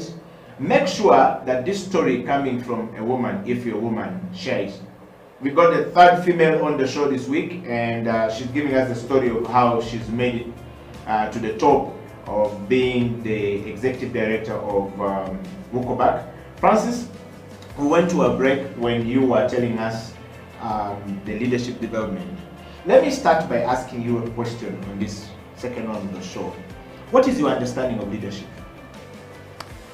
Okay, my understanding of leadership is really a gift from God to guide others and to support others to be able to do what they do even better. For me, that is leadership for me. To use a gift that you have to be able to support others, to guide others, and to direct others in a way that can make them perform better or even contribute better. Yeah, for me, that's leadership for me. Okay, so what is self-leadership to you? Self-leadership is, to me, leadership where myself, as a leader, for example, I am able to guide myself, I could use the same words, to guide myself, to direct myself in a way that I can be exemplary to the others. In a way that I can be an example for others, or you know, in a way that I can develop as a person in a way that others can be able to benefit from my growth. So that is self-leadership for me, having that focus on yourself to grow yourself into someone that can be an example to others, someone that can direct others, someone that can, you know, support others, or someone that can be able to guide, you know, others to a particular direction, you know, in order to achieve something that is for a common good. Okay. So for me, that is self-leadership. Wow. That said, Francis, about 30 years ago, Ukubak was started. 13 years? 30. 30 years. Yes, yes. I have been reading about Ukubak, and about 30 years ago, it is said that Ukubak started. Yeah. But, of course, we would argue that this could be the oldest NGO or organization in the country in that regard, in its category. Yes. And we want to know, fairly a young person leading it now called Francis Birungi Odong as an executive director. How does it feel steering this kind of an organization with that kind of weight? Yes, it actually feels great. It feels great, and also it's a challenge at the same time, because I feel that as a leader of an organization that is one of the oldest organizations in the country, I have a burden on me to ensure that this organization does not collapse in my hands, because that will be bad for our generation as leaders. Yes. So I feel that it is something that is very exciting. It is empowering. It is something that is really empowering for me, especially as a woman, to be in the steering wheel for this organization. But at the same time, I feel that I have something to prove. I have something to prove in the way that I have to show that this young generation can lead. It can lead differently, and it can, you know, move this organization to greater heights. So that is how it feels for me being in this position. But I know for sure that as a young leader of this organization, I am supposed to look at the good things that have happened by the older generation, that have been able to move this organization to where it is. And build on it. And build on that. Yes, because if I don't look at the history of the organization and how the founder members and the other leaders that have been in the organization have been able to bring it to this level for 30 years. You know, Eddie, that civil society organizations are very fluid. Many times they fail to go beyond even 5 years. So there is something about them that they had that I feel I need to tap into, so as to be able to move this organization forward, so that I can also hand it over to the younger people to move it over. So I feel that I need to do more. I need to do my research to find out what it is that they have done, but also what can I do with the environment that I'm in now, in my time. What is it that I can do for this organization to make sure that it is stronger than it was before, but it is also a healthy organization to be handed over to the next generation. Yes. So feeling, Francis, is a thought. Feeling is something that goes in the brain of a human being that is processed. But there's what we call responding to a specific stimuli, which is action, signal sent. Do you think you are doing it right now? Yeah, good question. I think I am doing that. I am doing that because I've got a good note from the, you know, the founders of the organization, but also people that have been leading before. And I feel that I'm doing well in terms of action, in the sense that UCOBAC has really grown from who it was to who it is now. Just to take you back, as an organization, we started with one program area, which was basically working with orphans and vulnerable children and supporting them in different ways. But from, you know, probably 1 or 2 years back, the organization has taken on other program areas. We're now operating with 4 program areas: in sexual and reproductive health and gender-based violence, issues to do with climate change, and women's land and property rights. So for me, the fact that we are able to do more than what the organization, you know, originally thought it could do is amazing. But also it shows that we are able to respond to the needs of the time. And I feel that a leader, a good leader, is one that is able to transform the organization to be responsive to the needs of the current times. And that is what I and my team are doing to ensure that we are responding, we are relevant to the current situation. By that time, by the time UCOBAC was formed, it was orphans and vulnerable children. Today, it is beyond that. It's climate change issues, it's women's land rights issues, it's issues to do with sexual and reproductive health issues, gender-based violence. So how do you make sure that the organization is able to be responsive to the current needs, but also to be relevant in the current times? And I think a leader, if I was a leader that came in at this time and I still had one program area of orphans and vulnerable children, that's where everyone would have question marks and say, okay, something is not right. So I think that is action in itself, that the organization is having more action areas. I am able to create this change in the organization without really disrupting the mandate of the organization, but also supporting my team to be able to, you know, to appreciate that this is the direction that we need to move into right now, and also for them to be able to contribute, to support them, my team, to be able to contribute in these different areas by building their capacity, by giving them spaces to be able to learn and grow so that they can then be able to contribute in these different areas. So for me, I think action is there. All right. So if you are a viewer out there and of course looking into the CEO bench, when I say looking into, it means you are hearing what Francis is saying and what Eddie is saying and thinking. That's what we call looking into it. But watching on television is what you are doing right now. So we want you to watch and also think. And Francis, this program combines intellectual rigor with personal challenge, collaborations with creative expression. Right now, we want to know from you. Oakback recently changed its leadership from the board level. Yes. And also, just like any other organization or any other sector, human resource turnaround or turnover in NGO world is a common currency, as my friend Yuanto Chom keeps saying. And how are you managing the change in this organization? We are now on the change management process of the CEO bench. Okay. So change is good. I should start from that point. Change is good, but at the same time, change is very hard. And many times we find that there's a lot of resistance to change. But I think the best way to manage change is to accept that it's a good thing. It is hard, it is difficult, it is challenging, but it is a good thing. And as a leader, once you have that change in mindset, that change is good and you're open to change, then it helps.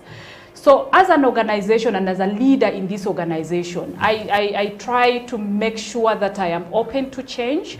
And this is change in different ways. Change in leadership, change in staffing, change in processes, because change is good, but also change is an indication of growth for the organization. So how we manage change is that first and foremost, we try as much as possible to prepare the organization for change. So you have mentioned that we have had a new board that has come in. This is not something that happened out of the blue. There has been preparation for this change. The board members themselves have been prepared. We're prepared that this is going to happen, and they were supported to understand why it is important for this to happen. And these are board members that had been board members for 10 years. And of course, the way they do things is very different from the way things are being done today. And of course, there was some kind of resistance, some kind of not understanding because really in why Uganda, change in Africa, change is a problem. Change is not good for us. We don't know how to embrace it yet. It is, but we appreciate that it's very difficult to accept change, but it is a good thing. And the board members, the older board members, were supported to understand why it is important to have this change. And they have handed over very happily to a new board. And the new board also has come in, but we have prepared them through the orientation process to be open to change, because as an organization we keep on changing. So you're preparing them before their time. Before their time. They are now. So this is now the new generation kind of thinking that you step in there with a plan, knowing that tomorrow you will be asked to exactly, exactly. So we do prepare our leaders, our governance for change, and not only in terms of the leaders themselves changing, but also the systems, the programs that we are doing, the staffing. There is a lot of change that happens because of the changes that are happening in our environment. It's not a static environment. So that is how change is happening. The organization is open to change. As a leader, I am open to change. A number of times I get staff that have to move on. And for me, I come from a background where I appreciate the fact that that is good change. For me, it shows me if one of my staff comes to me and says, I am moving on to another organization, it's a better opportunity. For me, I celebrate that, because I feel like I have contributed something to the growth of this staff, and this staff is building a career, is moving on, and is creating space for a newer generation or younger people to come in. So I usually celebrate that. I support them to transit and then bring in new people to the organization, support them to, to be able to also make their own contribution in that space. So there's change that happens in the organization in terms of staff, in terms of programs, but as a leader, we try as much as possible to be open to it, to be able to support the systems, but also the personnel to be open to it, but also to appreciate it, despite the fact that it is hard. Okay. So that is our approach that we take. Okay. And to our viewers, this is change management process in the CEO bench, and of course, when we say the CEO bench has that, we put leaders, CEOs on the CEO bench to task to explain some of the things. And the CEO bench brings out people who are in position of leadership and are actually practicing leadership by doing what they are supposed to do. And today on the show we have Francis, or Francis, depending on where you come from. Of course, the executive director of Huckelbach, who is telling us more about how she's actually managing change. Now, viewers engage with integrative mind maps of organizational and leadership development on this program.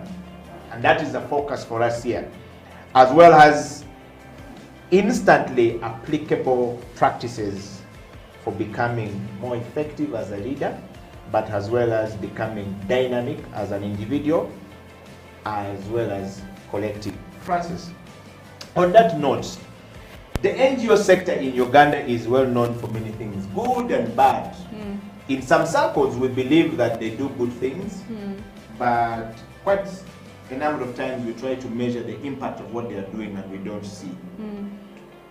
How is it that, or rather, how are you doing it at Huckelbach? 30 years down the road, can you measure your impact? Can we see it?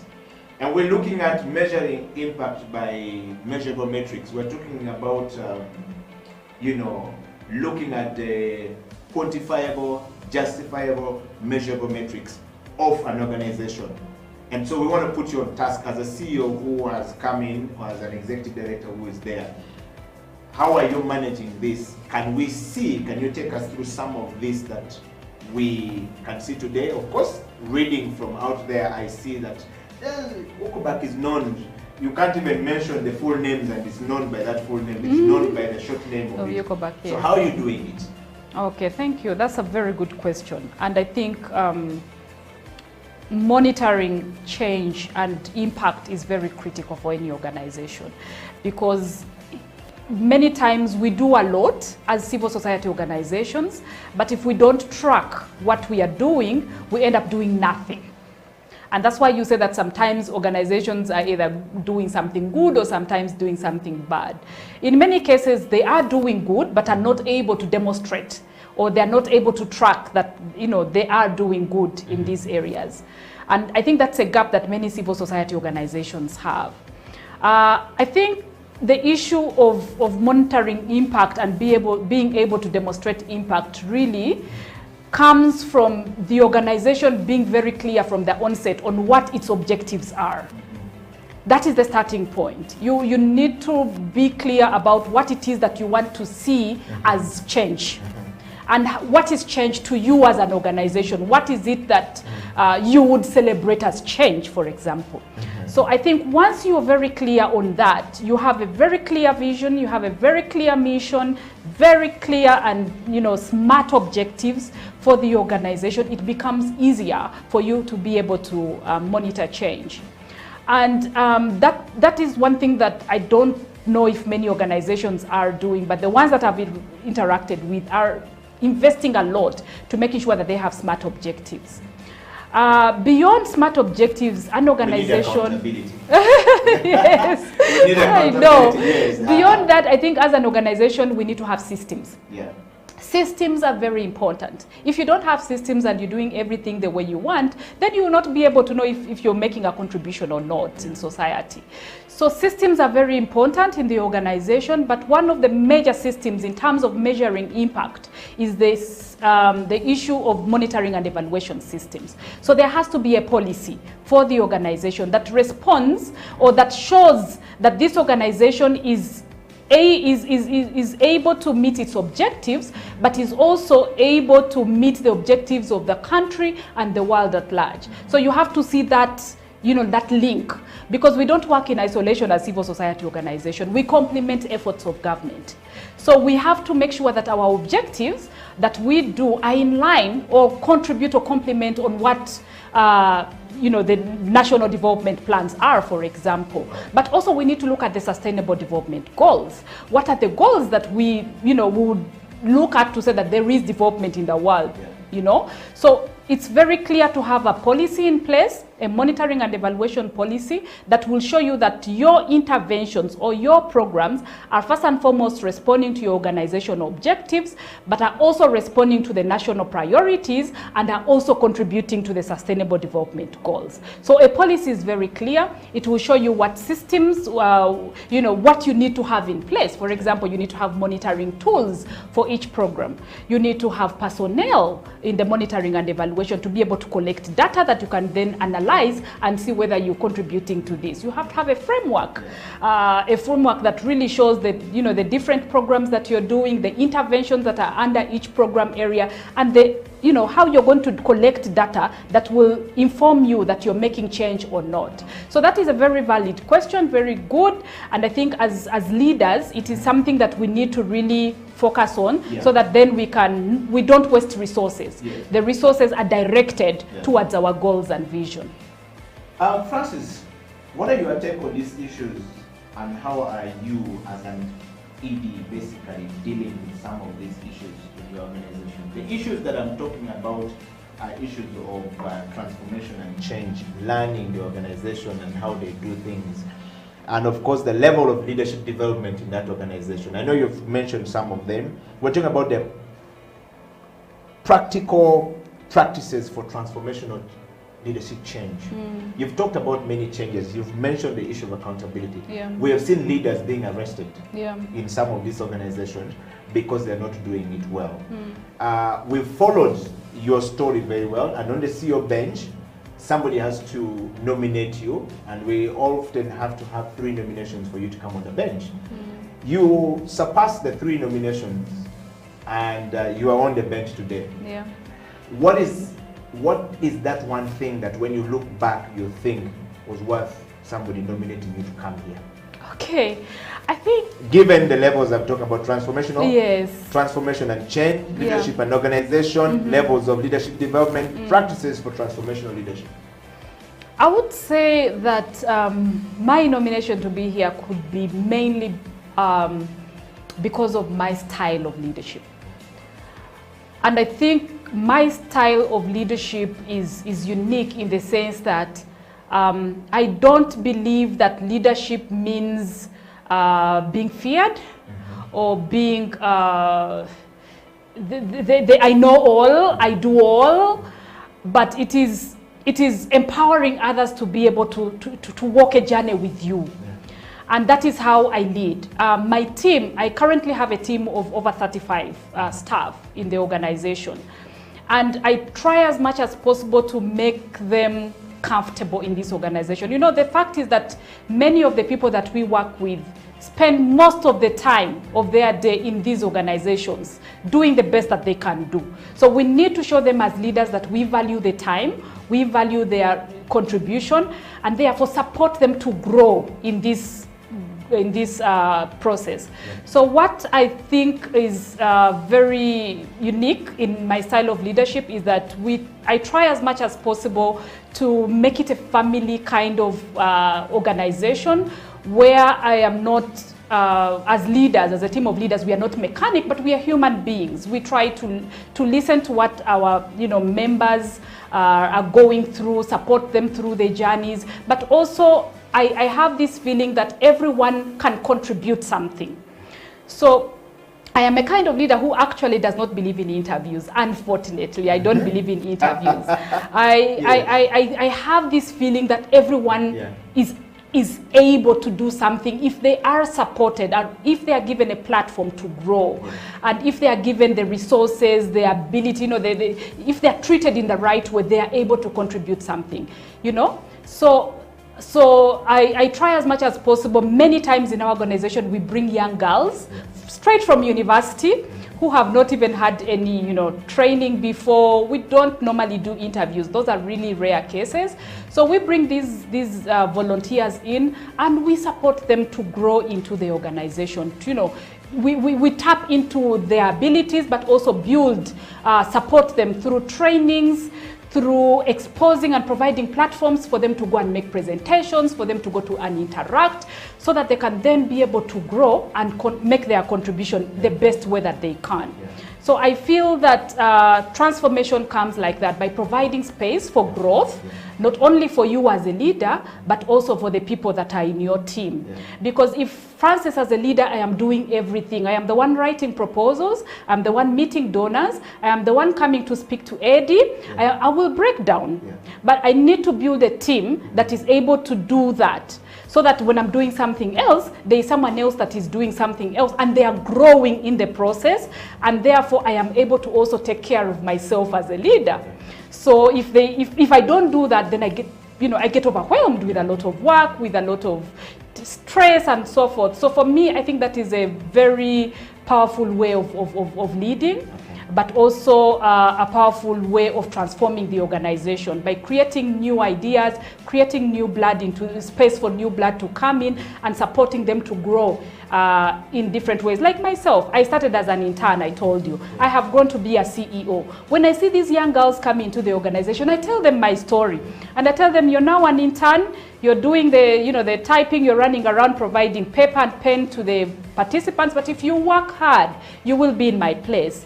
And I see them really working hard, putting the best that they can be, consulting, seeking knowledge. I always encourage them to go back to school, provide the opportunity for them to do that. And in such a way, I see growth, and I celebrate this growth in the organization with the people that come in.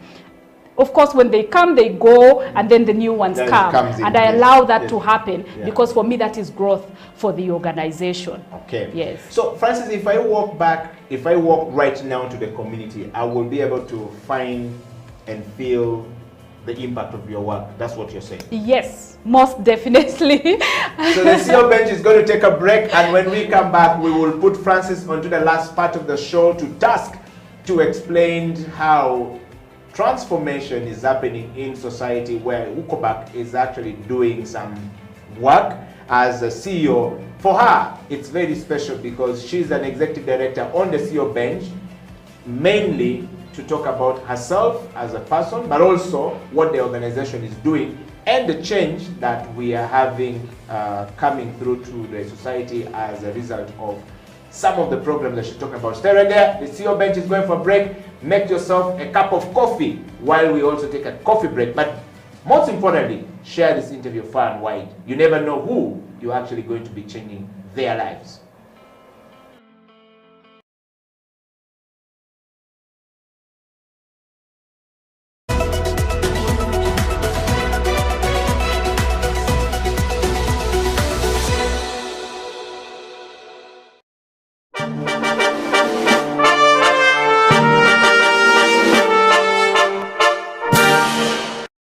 The private sector is not yet fully utilized because not everybody can be employed by government. And we are looking at a future whereby more people are employed in the private sector than in government. So I think if we all work hard, if we all work together and invest in the right areas, there's been a lot of talk about value addition in the agriculture sector, in the mineral sector. If there is enough investment in those areas, I think it can create enough jobs for our children and grandchildren. Okay.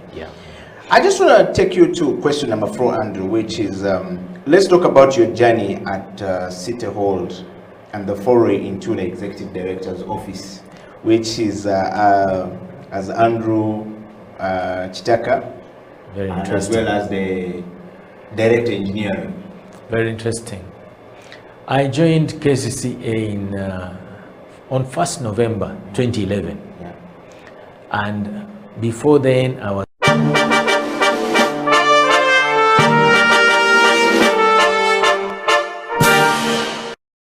for so much. Yes. CEO of, you know, whatever. Yes. They give so much. This is the reason why you're actually on the bench. Because of my credibility. Thank you so much. But now they attack you, they vilify you. Yes. And the goal Yes. is to weaken you financially. Yes. Is to weaken your owner. Yes. These are slanderers. Yeah. So I'm glad that someone would stay up at night Yes. to ask and learn about me. Yeah. And I pray that in the next 2 months, because I know many Ugandans who travel overseas, Yeah. Yeah. when they go there, Yeah. one of the things, because the media has been so much, and Yeah. Sam Kutesa, Yeah. the Minister of Foreign Affairs, Yeah. has really not done a good job.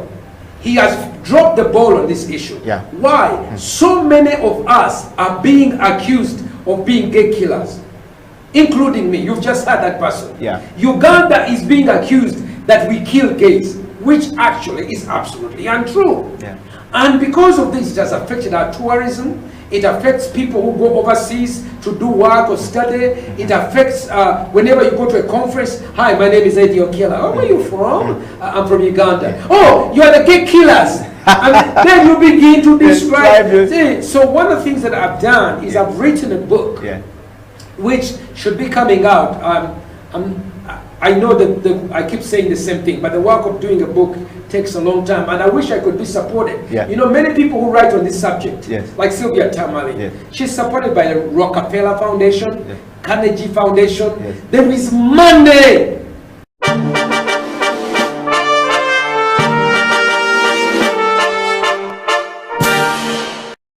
Is a very big brand, and as we go on, we will probably discuss the things we're trying to do to see that things change for the better. Good. Sean, on the CEO bench, for everyone who is following, we're live on our YouTube studio where we actually stream from. So YouTube studio, for everybody asking for a link, is actually House of Talent Uganda.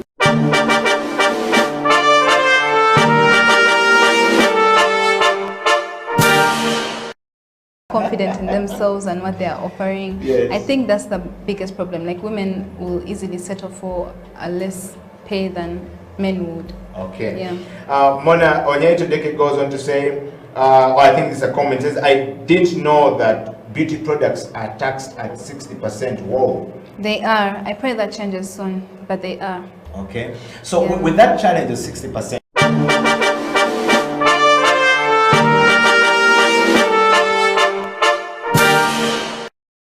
setting up the company, you're doing tours all across the world.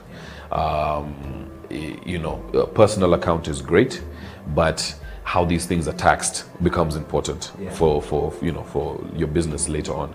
As soon as you cross that threshold of 50 million a year, you know, you're now in the interest become more shares. Yes.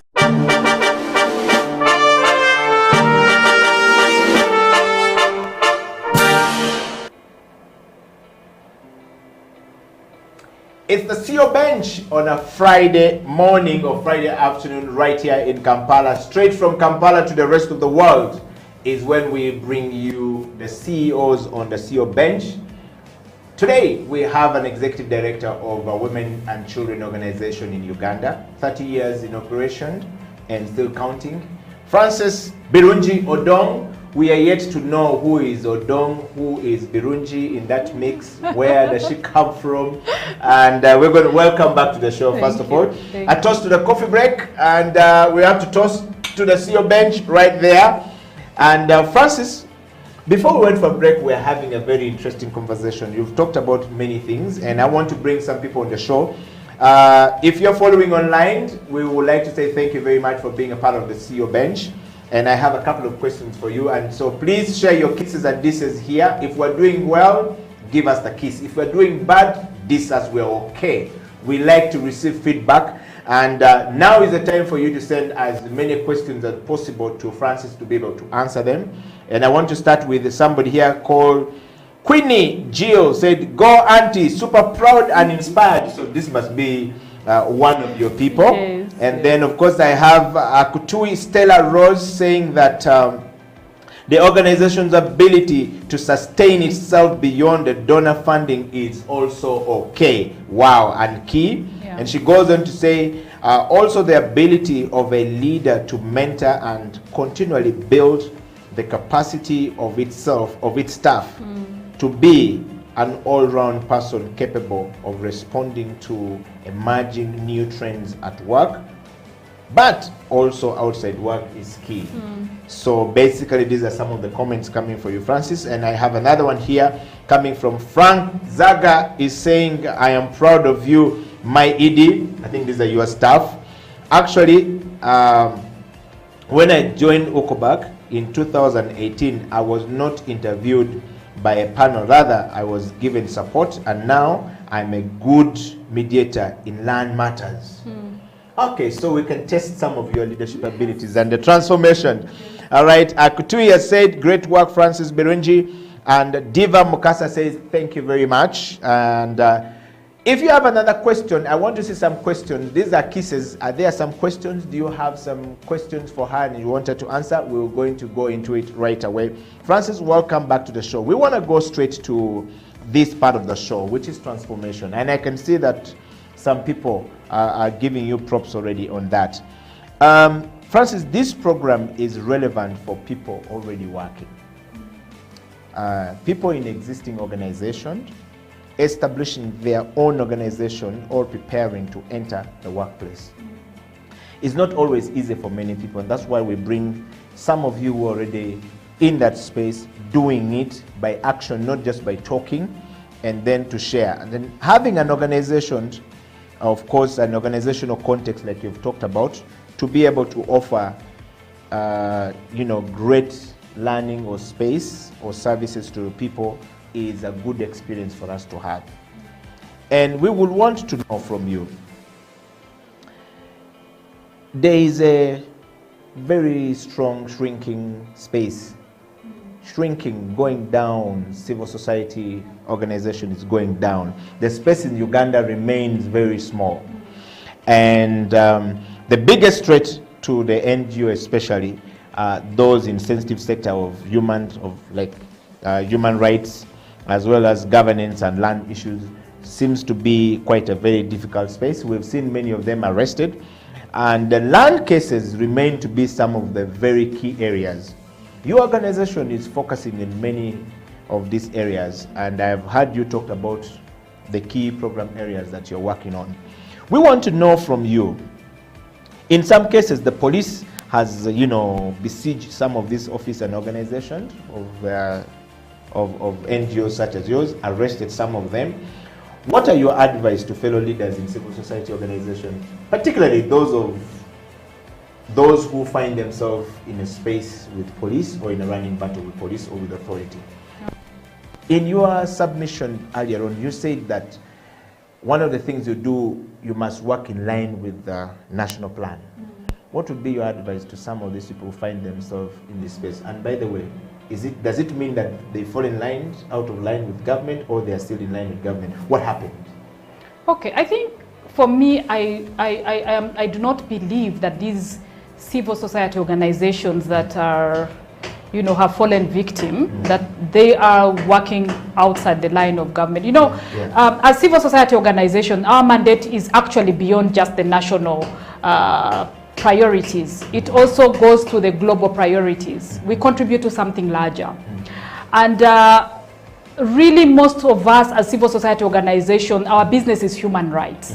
It is ensuring that human beings are able to fully exercise their human rights and fundamental freedoms. And in doing that work, together with governance work, of course you will step on many toes, because some things may not sound or be good enough for government to take in. But does that mean that we should stop doing what we're doing? I don't think we should stop doing what we're doing. I think it's very important for us to remain focused on what our mandates are.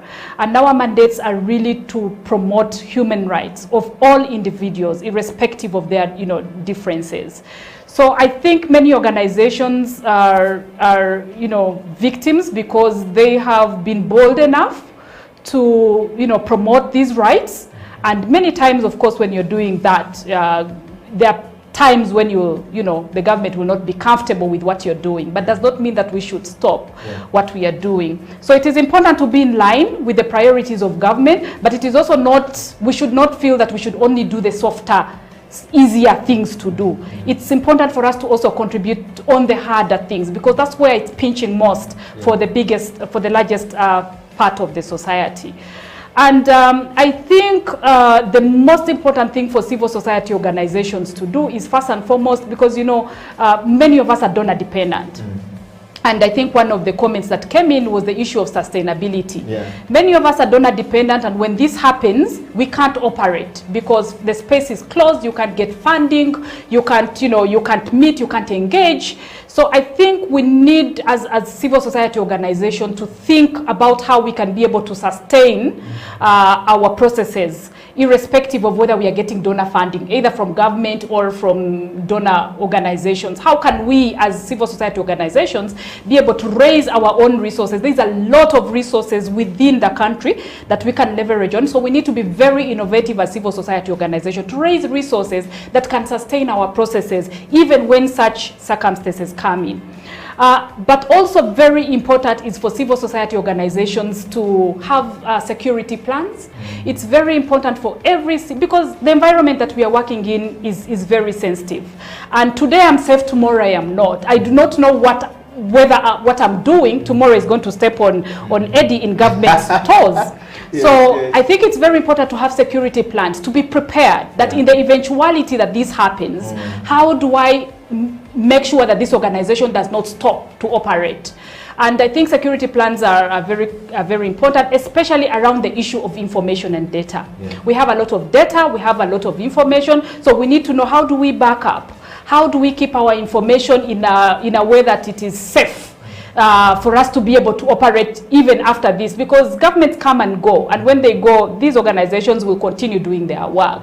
So I think that is very critical. And finally, I think as civil society organizations, we also need to do, and it's within, of course, with the security plan, to do something around defending human rights providers. So human rights defenders need to be supported.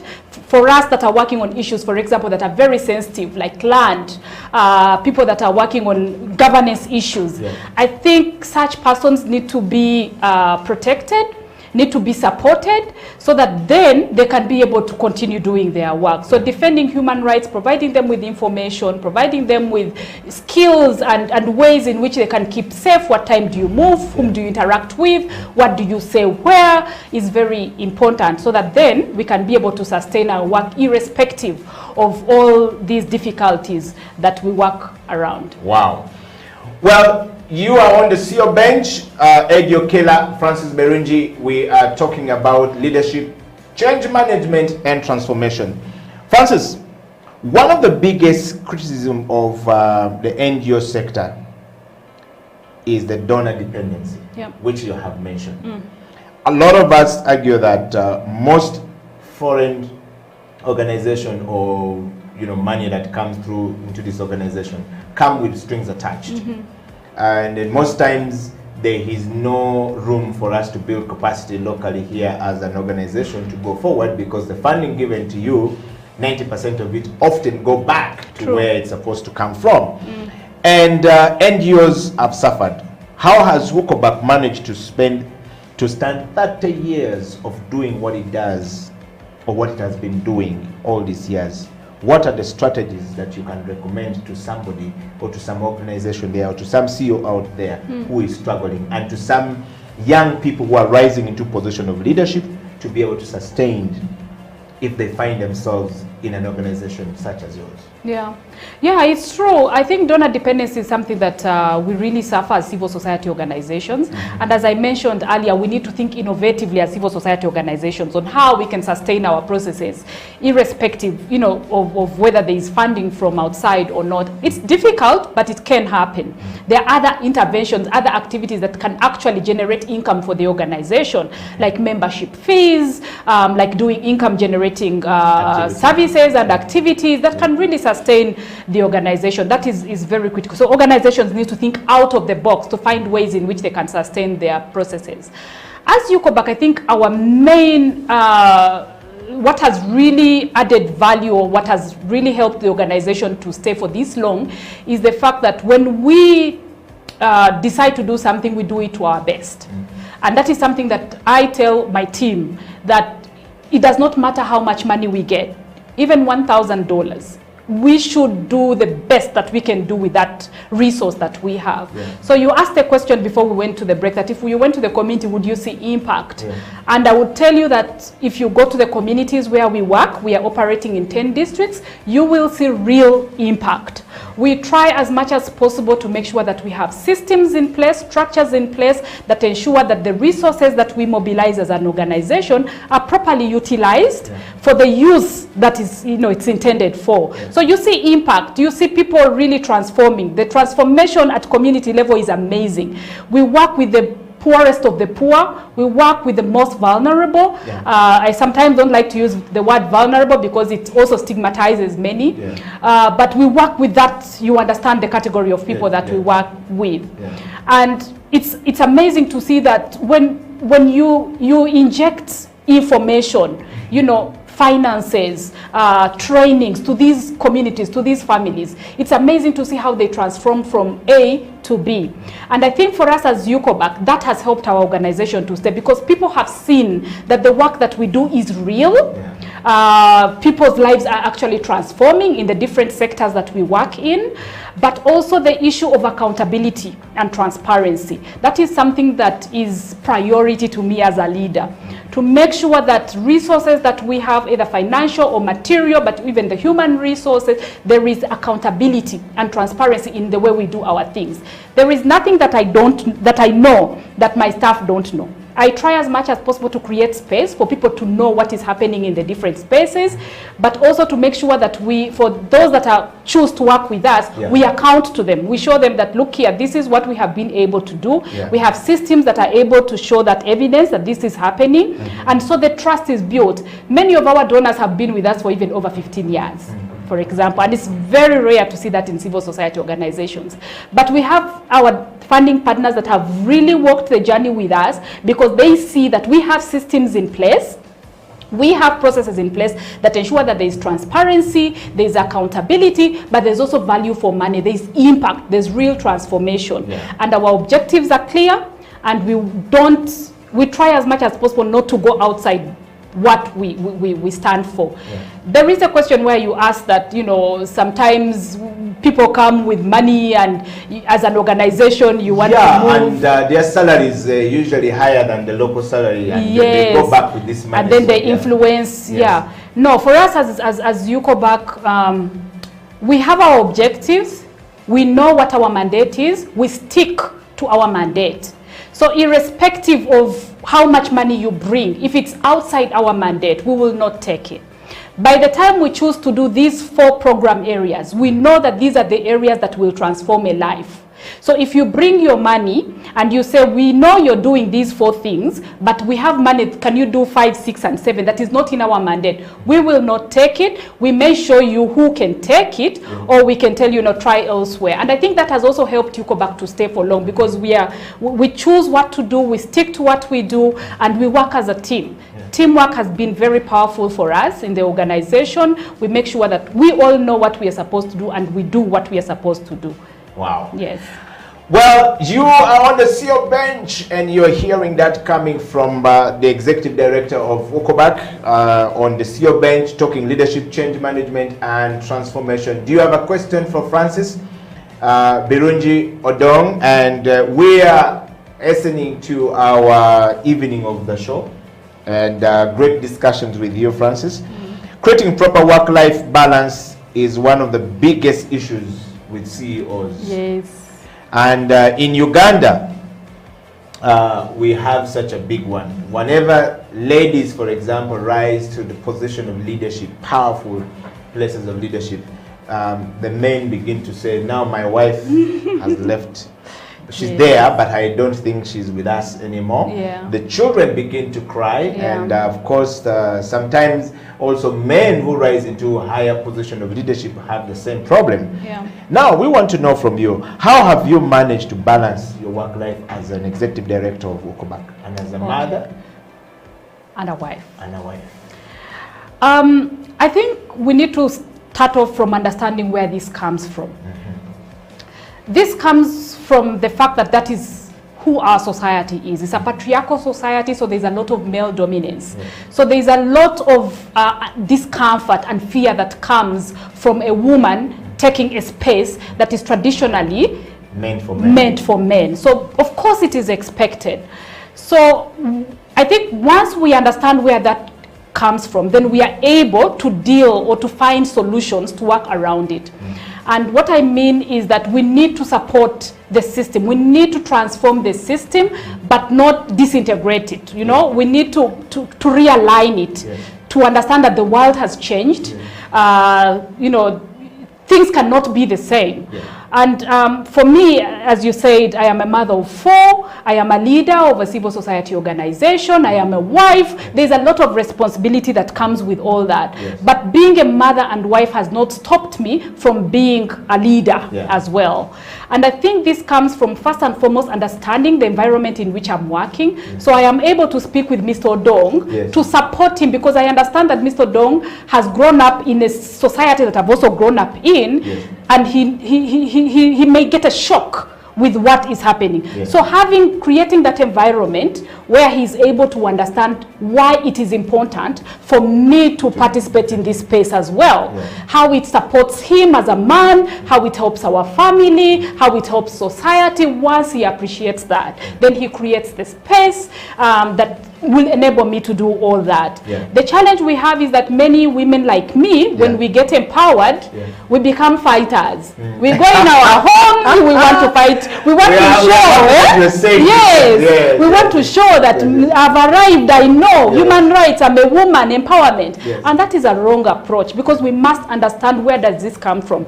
Don't blame the human being, but blame the system. And find ways in which you can support this person to interrogate the system, but also navigate for the benefit of himself, yourself, the children, the family, and the organization and the country at large. So I think it's very wrong for many women, and we do this even in the communities when we talk to women and empower them, tell them don't go home and start telling the man, so says, I now know, I have been told.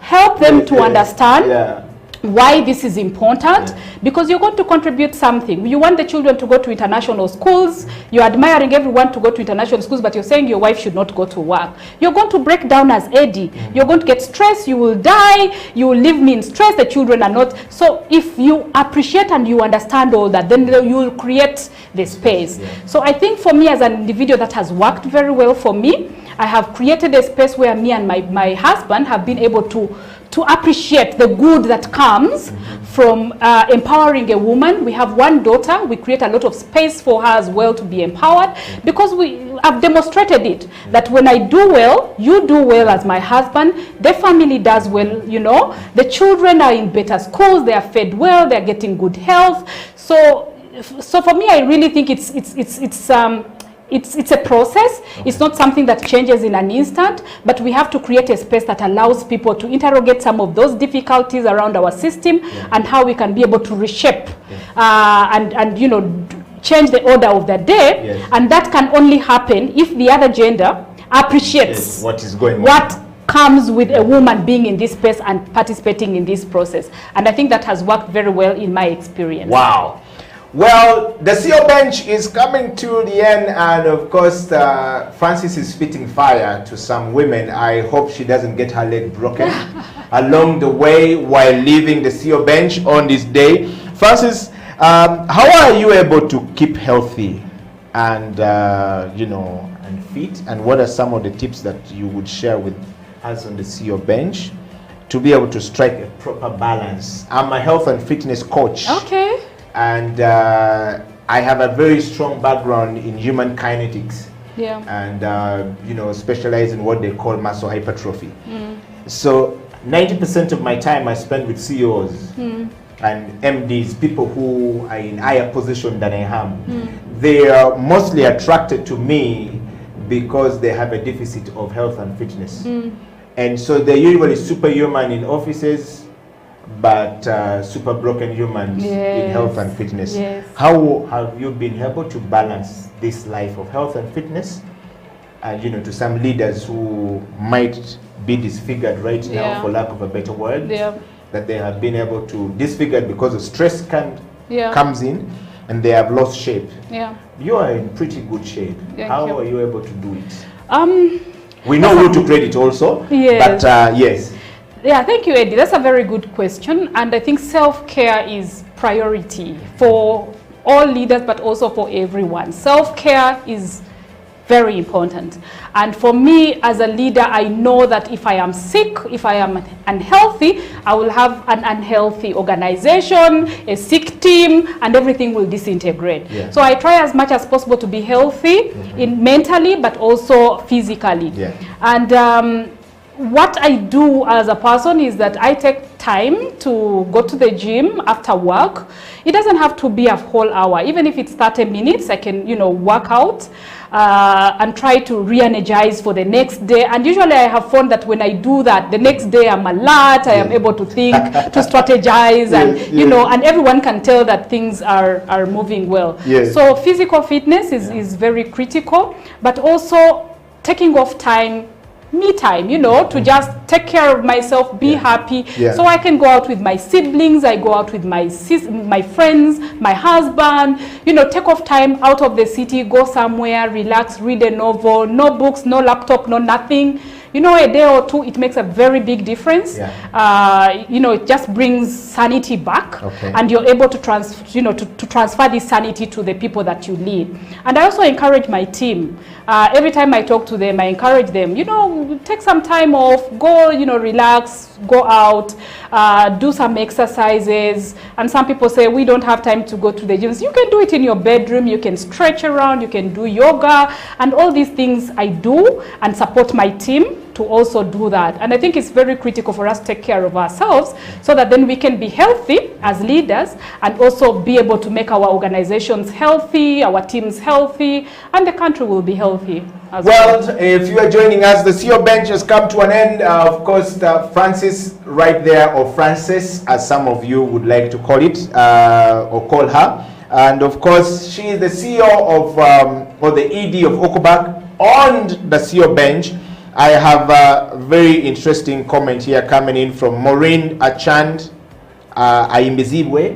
She's saying that, proud of you, Mrs. Odong, you are doing a good job. And I've got the last one here coming from Akutui Stella Rose. How have you managed to thrive in the midst of the shrinking civil society space? What strategies are you putting in place for safety? I think she's referring to that. Maybe that will be our last question as we wind up, of course, from that point of comment coming from other people. Would you like to respond to her? She's saying that, what are you doing? What are the strategies for your safety? Yeah, we have a security plan as an organization.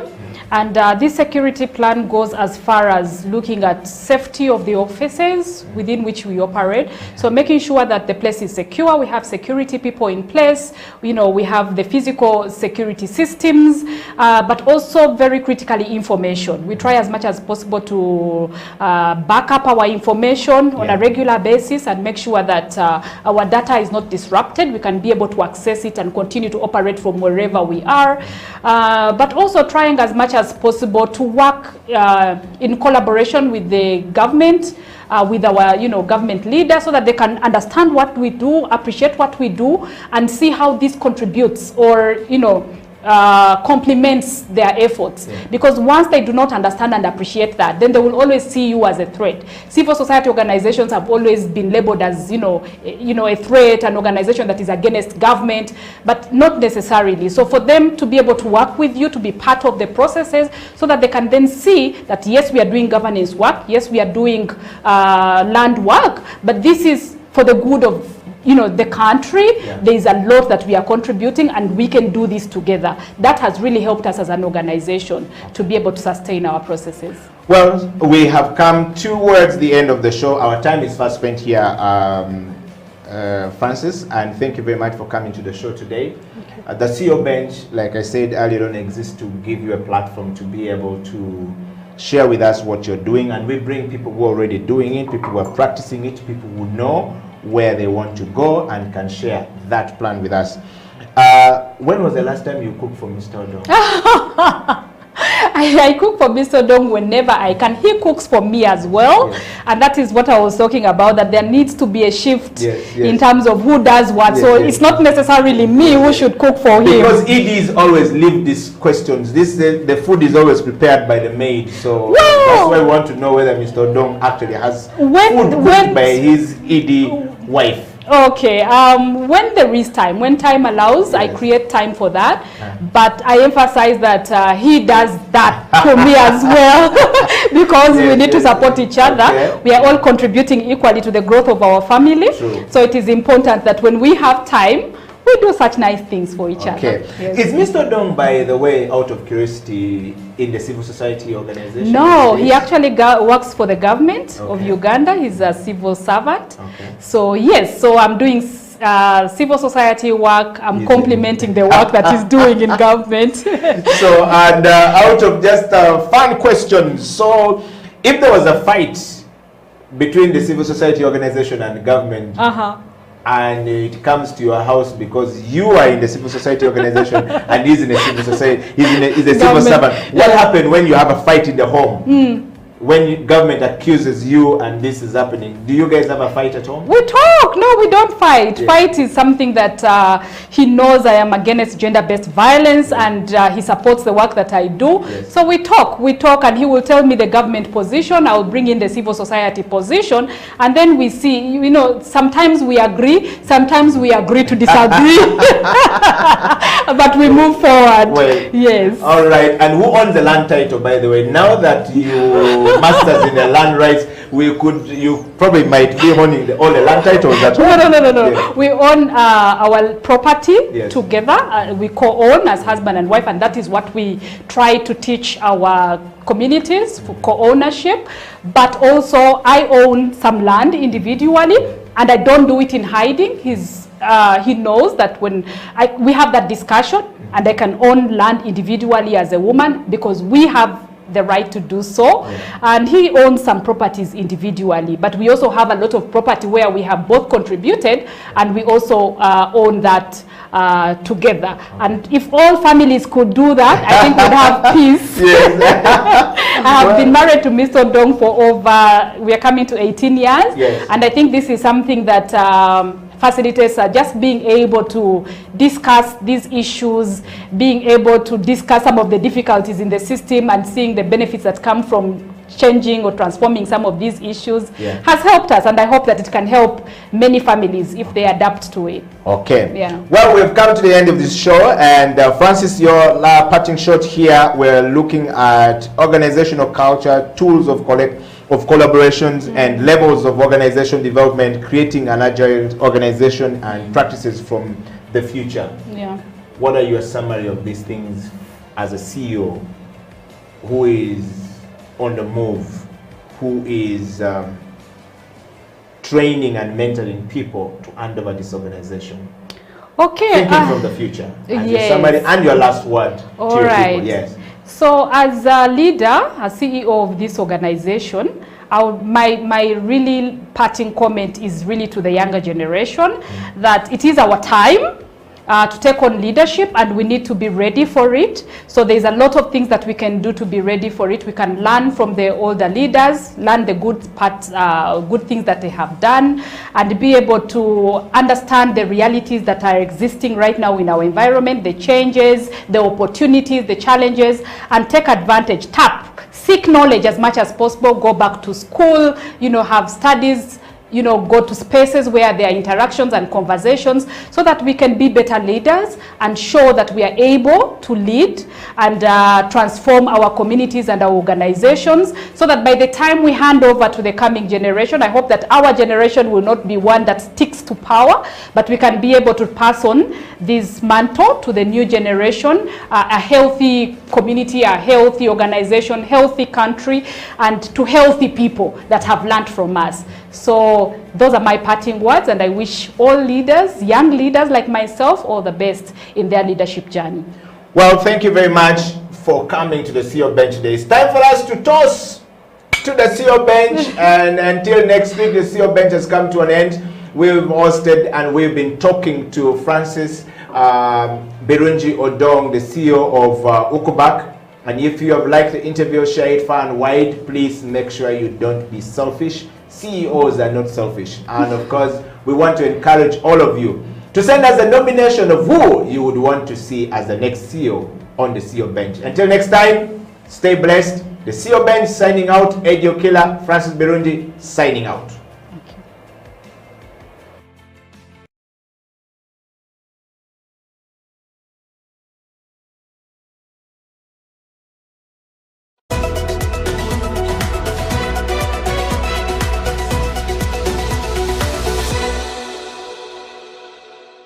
My name is Dr. Jinpo Olowo.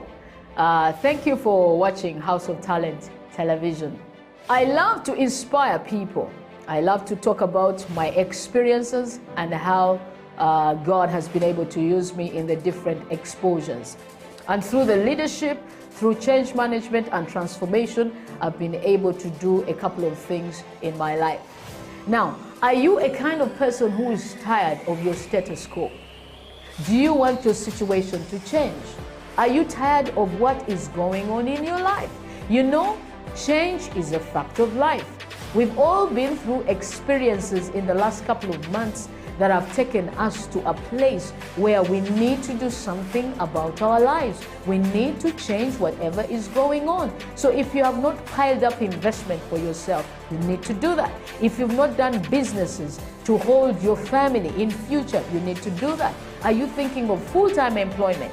You need to be thinking about your life after employment or your business in the next couple of years. So if you want us to chat, if you want us to talk about this, please get in touch with us at SEAL Uganda on number 0772-443085, or check our website www.sealuganda.com, or on all the social media handles. You can hook me up or Facebook, that is Jinpo Olowo, on Instagram, Jinpo Olowo, and on Twitter and LinkedIn.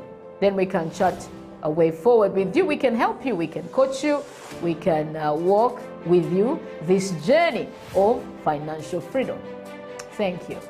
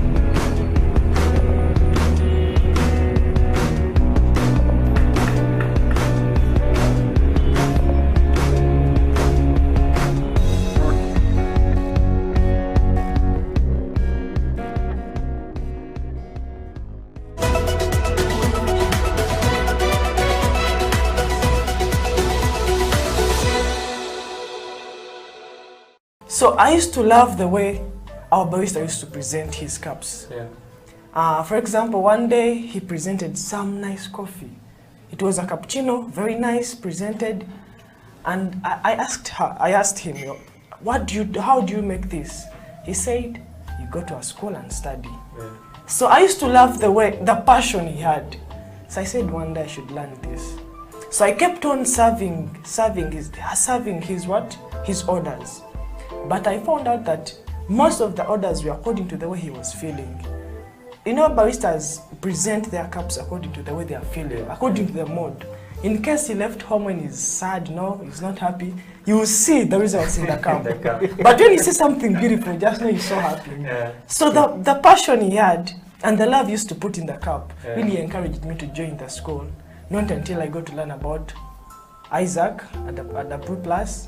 Then I came with some of my friends, so we are now doing the course.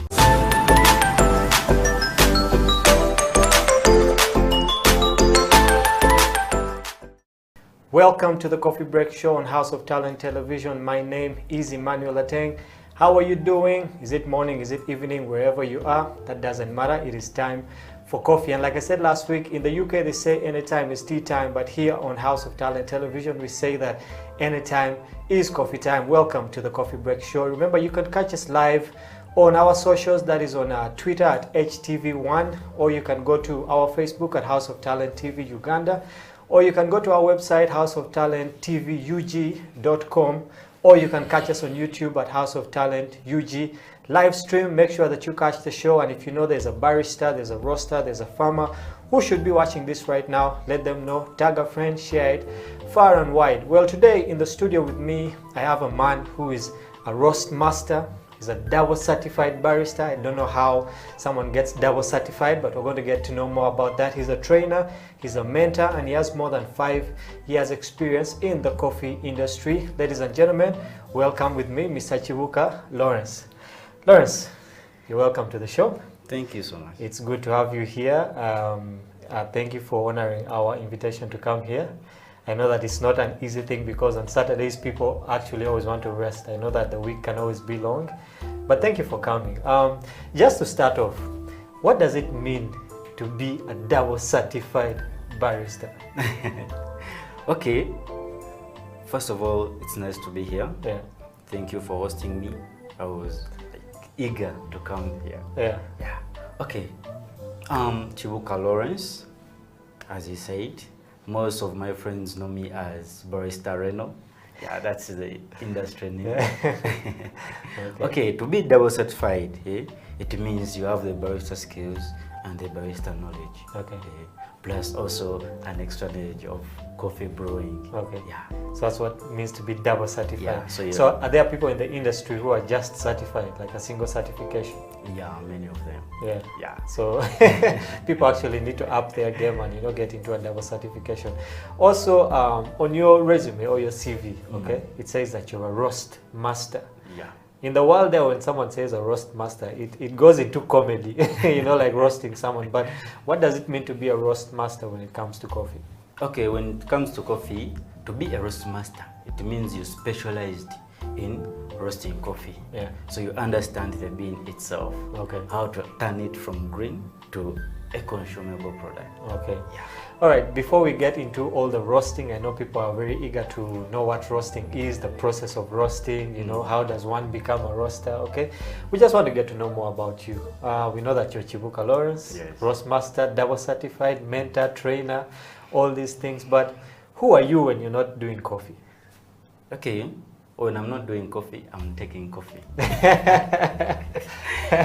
Okay, coffee is my life. Yeah, coffee is my life. Starting from years back, I was in janitoring, what we call housekeeping, in some hospital there.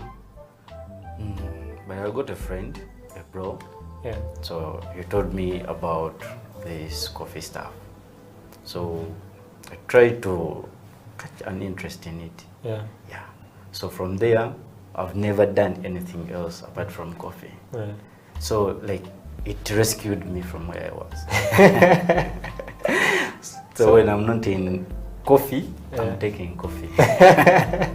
So coffee was kind of like your salvation. Yeah. Okay.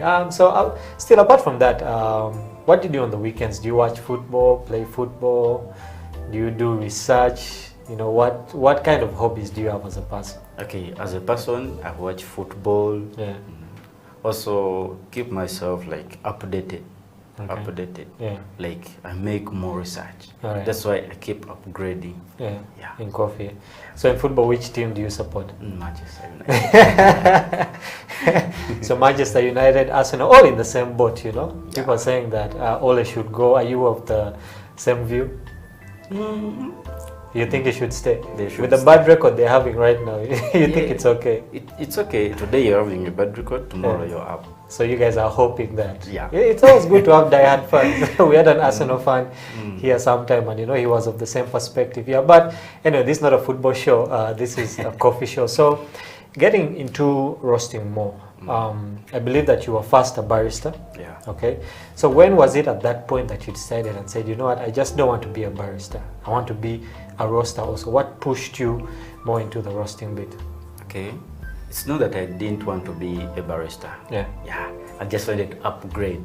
As I've told you, like I keep myself upgrading.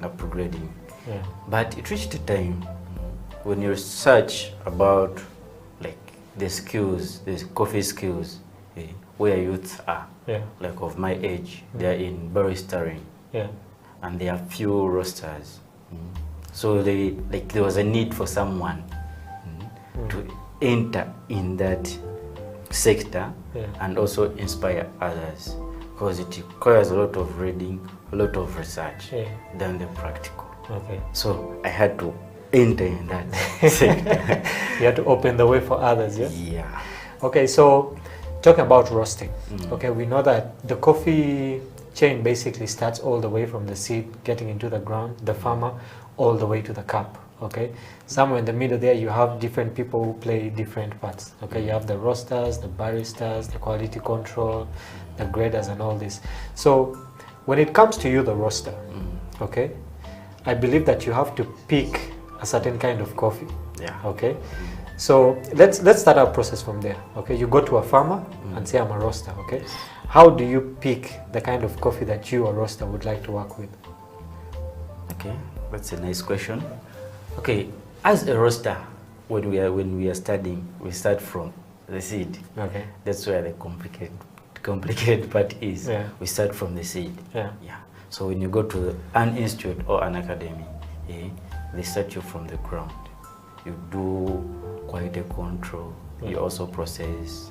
Then you cup. Then you go to the general roasting. Yeah. So when I go to the farmer, since I have that knowledge of the quality controller, it gets easier to choose the good quality of the beans that I'm going to roast, of the beans that I'm going to use. Okay. Yeah, but not leaving something behind that every coffee is good coffee, even though it is undergrade. Yeah. We will sell it to. Yeah, we had a barista last week who said actually there's nothing like bad coffee. Yeah, there's no bad coffee. Can't even sell that one. So what does the roasting process look like? You know, from the beginning all the way, you know, to the end. Okay, roasting process is generally like turning the green beans, or those are coffee beans, from their green state to the consumable state. Okay. Yeah, but it involves use of heat, use of mind, use of eyes, the nose, and concentration. Okay, so I believe that there are certain steps that you have to take, okay, in the process. I was reading there are about 3 steps, okay? So what are these steps that you have to take as a roaster for you to get the beans to where you want them to be? Okay, first of all, we have what we call the variables. Like, there is what we call the changes, before you go to the steps, the changes that you have to be in your mind. First of all, you roast with your passion. You have to put your passion in what you're doing. So you have to make sure you're in a secure place. Your fire extinguisher is there. Your gas is already there, and the machine. So the steps are, you switch on electricity first. The machine, you switch on the electricity first. Then you switch on your gas. Yeah. And wait it to heat up. You wait for the machine or the drum to heat up to a certain temperature. Then you decrease it a little bit. Then you put your beans inside. Yeah. So, talking about temperatures, okay? I believe that when you're roasting, the different kinds of coffee that you will get. Okay, you will get the light roast, you get the medium roast. Okay, so what are these different temperatures that you have to put into consideration when you're roasting? Okay, first of all, let me highlight this. Yeah. Okay, let me first advise my friends. Okay. We have the specific temperatures, the numbers that were written in books, but we are different people. Yeah. Different minds and different passion. Yeah. When you conquer that machine, when you're the one driving that machine, there's a way you concentrate on the coffee more than the temperature. Yeah. Of course, they don't have to be down and they don't have to be so high. So it requires the mind, not the specific temperature reading. Like we are in a specialty world, world where we have now to appreciate the work of our farmers. The world where we need to get that sweetness from that particular bean. So if you concentrate on the digits, the temperature digits, you will miss what the farmer did. Yeah. So we put our minds on the changes of the beans from state to state, not the temperatures. Okay. Yeah. Yeah. But we don't leave them aside. We just balance the temperature. Okay. We balance the temperatures. Yeah. So it's like misleading someone if I tell you 180 degrees Celsius in 4 minutes. This one will happen, and if you do that, it doesn't happen. I'll be the liar. Yeah. So you have to use your mind. You have to use your cupping skills so that you get the best out of that coffee. Yeah. Even though it's light, medium, dark, you just have to use your mind, your cupping mind. Yeah. Yes. You see the changes, you feel the aroma, like those fumes from the coffee. Yeah. Then you see the color. Okay. So these are the major parts. Eyes, the nose, and also you keep testing. Yeah. So with what you're saying, that roasting is actually a combination of science and art. Yeah. Okay. So the art part comes in with, I think, experience. Okay, because if you get a first-time roaster, you will be so worried about the digits and the time, because in school they'll tell you, you know what, this degrees for this amount of time, so they will be so focused on that. So what you're saying is that you should have passion, and that passion should drive you towards what you're roasting, and it will come out in, I believe that when you do that, it will come out in your own kind of way. Okay, so with roasting there are certain recipes okay, that you come up with. All right, if you could just tell our viewers which are some of these recipes that you can come up with, what are some of these aromas that you can come up with when you're roasting, and what kind of roast will give you what kind of aroma. Okay. Yeah. Thank you for that question. First of all, what you call a recipe in roasting, like we call it the roasting curve, the profile. Okay. Yeah. We build that roast under profiles. Yeah. Yeah. So we record every changes from the start to the end when we're doing sample roasting. So that curve or that profile that you do, it is your recipe. Yeah. Yeah. Like I don't know how to enter in that recipe because I don't want to scare my friends to join the industry. Yeah. Yeah. But the first thing you all do, spoil. Never get scared of spoiling. Yeah. When you're doing that first interview of baristering roasting, baristering you pour, and something doesn't come out. For roasting, you can burn, you can bake. But to follow that recipe, you have to spoil some beans. You have to concentrate. Yes, and you have to be with some theory. For in roasting, theory is the key, not just the machine and the barista side.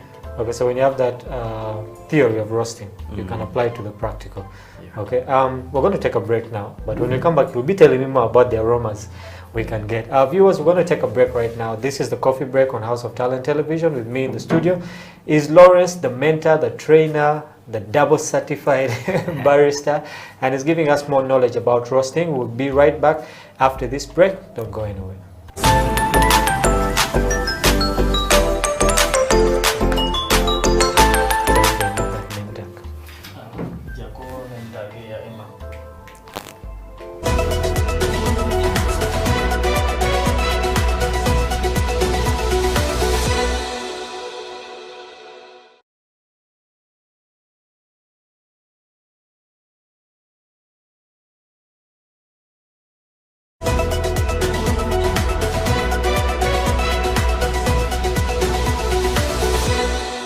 Working.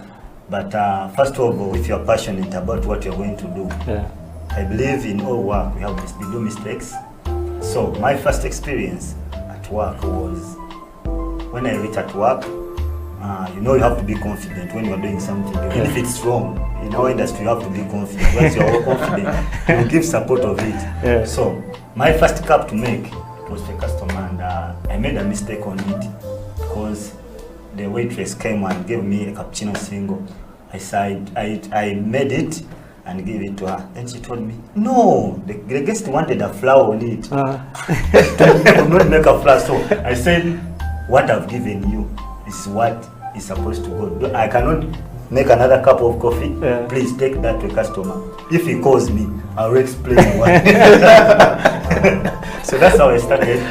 But to me, when you love what you're doing, even when you make mistakes, still you will support that mistake and it will go. So I have love for the coffee, for the industry. I have love for what I'm doing, and when I'm on the station, trust me, I don't want anyone to disturb me. Even if you are the boss, once I'm in my bar, it is my turn. It's your area. Wait for my shift to get done, then you can bring the coffee. Interesting. If you're watching us, this is House of Talent, the Coffee Break. We are having some fun with Isaac and Charles here. Charles telling us about his first experience, and he was supposed to make a certain cup of coffee, which he did not do, but these are the different experiences that we have. So if you're a barista and it's your first day on the job, relax. You got this. Have some confidence. We have you here at the Coffee Break, and we're going to take a break right now. But when we return, we still have that part of we're going to brew a cup of coffee, which I believe is going to be very tasty. And we'll also be talking about how can we set up a successful coffee business, which I think very many people are trying to get into right now. So we'll take a break right now. This is the Coffee Break on House of Talent Television. I think most female feel like being a barista is more of a male job, or being a farmer is a male thing, or being a quality controller. Yet they don't know that there are other perfect people that we are looking at. So we want to bring this gender equality into the coffee business. I would thank this the International Women Coffee Alliance. It has really done a very good job to encourage women into the coffee business. When you look at coffee farmers or coffee processors, most of them are women. When you look at the quality controllers, they say that women are the best coffee testers. Why? Because they're very subjected to spices when they're cooking. They get a lot of flowers from us. So they test a lot of things, ice cream, yogurt, sweets, what. So they are good cup testers. Yes. So most of them should actually, take opportunity. I would actually encourage all the female to participate in the coffee business, whether owning a coffee shop, whether analyzing coffee, barista, farming. We really need them.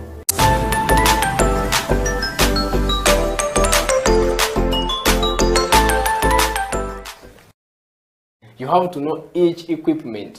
You have to know the brew ratio. Actually, the brew ratio is I think the most important. Brew ratio now most people may not understand. It is the ratio of the coffee powder to water, and the yield. Water in this article will bring us into the yield. If I put 10 grams of coffee into my portafilter, how much of it am I exactly? So if you don't master the brew ratio, oh, everything is going to turn out a mess. You understand? Even if you know that knowledge and you don't master the brew ratio.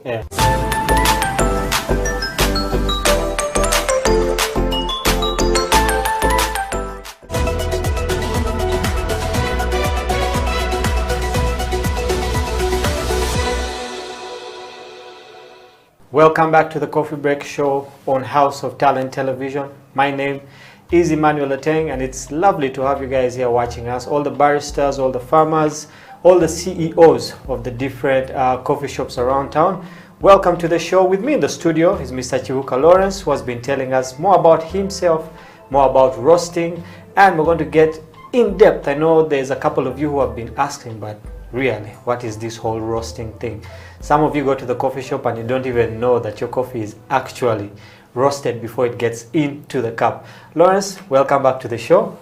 Before we went for the break, we're talking about the different kind of aromas that you can actually get from roasting. But perhaps before we get into that, you know, someone asked that, because you're talking about get your gas, you know, put the beans in it, and someone was asking, but now where does the gas come in? Where does the electricity come in? Okay, so for the person out there that really wants to know what's the exact process, okay, what are those details that they need to put into consideration. For I know that people always want to try out things at home, you know, so what's the actual process of roasting? Okay, you can take us way back to, I know that there are some people who do sun drying actually as a way of roasting theirs. Then they put it in a small cup. I believe that was done way back, you know, at the beginning of roasting, put it on a fire, and that's how it was done. But now we have the commercial way of doing it. Okay, so perhaps if you could just run us through that whole process of roasting. Okay, thank you for that. Okay, first of all, I come from the roasting family.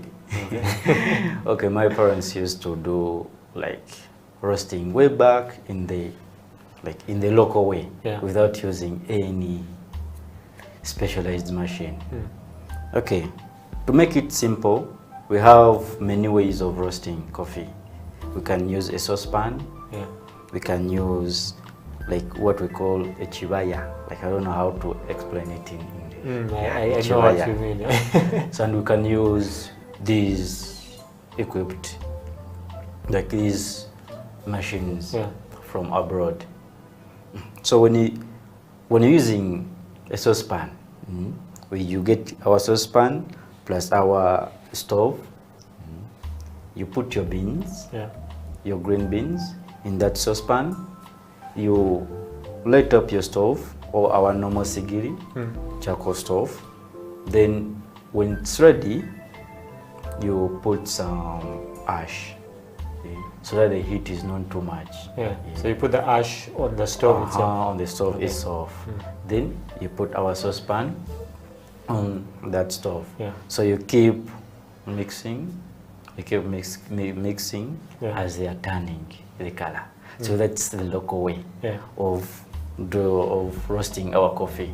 So you can try it like from home, anywhere. If you have your saucepan, your green beans, plus your sigiri.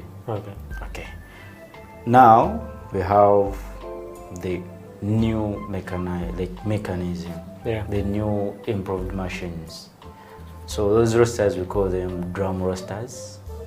So if you're going to use a drum roaster, you will need electricity, the drum roaster itself. You'll need this cooking gas, maybe from Total or Shell, any gas can work. And you need, of course, an extinguisher somewhere. Just in case. Just in case. So, and also the green beans. So, first things first, you first check like whether the machine is working before you put on your gas. before you connect any gas. Gas helps us to provide the heat to the roaster. Electricity powers on the roaster. So you first switch on your electricity, you switch on the roaster and check whether nothing happened before, like all within those range of working ranges. Yeah. So after there, when everything is running normally, smoothly, then you can introduce in your gas. For gas, we open like the usual gas. We open our gas. Yeah. So after there, when electricity, you have powered on your roaster plus your gas, it will start raising in temperature. So the gas will be providing heat. So the drum will be running as it's warming up. So there are desired temperatures that we start roasting our beans, start putting our beans into the drum. Okay. So those temperatures start from 180 to 200 according to the coffee weight or the batch weight that you're going to roast. Yeah. So from there, when you reach that desired temperature between 180 degrees Celsius to 200, you can introduce in your beans. So as you introduce in your beans, the temperature of the drum will be going down because the beans are cold. Yeah, yes, true. and they are raw. So the temperature will go down. So that decreasing temperature, it will be conducting, to be conducted to the beans. So as the drum temperature is going down, the beans, the temperature of the beans is rising. So it will reach a time when the two are equal, and that's where we get our turning point, the equilibrium point. So this is when the temperature of the beans inside the drum is equal to the thermocouples of that drum. Yes. So then after there, the two will start moving as a couple. So the temperature reading will be now reading the beans versus the drum. So within that range, now we start experiencing what you guys call aroma, those fragrance, those fumes that arise from roasting. First of all, when beans are raw or coffee beans are raw, you expect them to smell grassy, like our herbal grassy state. But as they're increasing, they'll be changing the color and the smell will be changing. So they will turn green, pale yellow, yellow. So there it will still be smelling grassy, the green state, and it is not consumable. It will still taste like sponge and taste raw. So from there, it will go to what we call the bread color or the browning. That's where the browning starts, the reddishing, and the aroma is there. They'll be smelling like the crust of the bread. If you have ever passed where there's a bakery, there's that smell of that crust. So that's where the breading part is. The bread, you can term it as the color of that crust or the smell of that crust. So from browning stage, it will start now getting our normal brown color. Now that's where you'll see that it's starting to increase on the browning stage. Then after there, it will start popping. You know how popcorns behave. That popping indicates that we are about to reach the first crack. We are about to reach the first late roast profile. It also helps us to know that the heat inside, is too much. So you have to be with all those in the mind. The heat, the crack, and the roast profile. So from there, now the coffee will start smelling like consumable coffee. Yeah, it starts smelling like consumable coffee. Yeah. Its color will be like cinnamon color. You know how the cinnamon looks like. Yeah. So from there, its acidity, if you remove it from there, its acidity will be high. Yeah, it will be high, it will be sharp in the palate. Yeah. Yeah. And so after there, every change that will happen, it will be in the range of 30 seconds. 30 seconds, 30 seconds. So from popping, it will be between 30 seconds to crack. To a crack is that big sound than a pop. The pop will be, the crack will be like bah. Yeah. So from there, now you're going to the medium stage, the medium roast. Yeah. So medium roast will start to smell like fruitiness, those smooth aroma, like smooth aromas. Yeah. Like the fragrances will be like frolic, or like the way your roses smell. Yeah, those flowers, those smooth, like those good flowers they smell. So in that stage, after again 30 seconds, sugars inside the beans. Did you know that coffee also has sugars? Didn't know that, but now I do. Okay, to summarize that, every fruit has sugars, has natural sugars. Every fruit, and coffee is also fruit. Yeah. So when you're applying heat inside there, the sugars will start to boil up. They will start to boil up. Yeah. So in that medium stage, they will be boiled up. So you'll feel that sweetness of the coffee. Now you will term it as the sweet fruits, all those sweet fruits. Like that sugar cane, blah blah, like anything sweet. It starts from there. So after 30 seconds, those sugars will start to burn. Then after burning, you start feeling like the molasses, the honey, like even the caramelization. Like if you have ever tasted caramel syrup. Yeah. So after burning those sugars, you start feeling that. And the body, so the coffee will start feeling like, you're taking now coffee. Yes. For light roast, you'll be like taking tea. But for medium, medium, 30 seconds after, you start feeling like, now this is coffee. So after again 30 seconds, that's where you reach the now what we call the medium high profile, or what we call the city roast, the city roast profile. So the city roast is where now you're starting now to alert yourself that you're going to spoil. Now you're decreasing on the acidity, you're increasing on the body.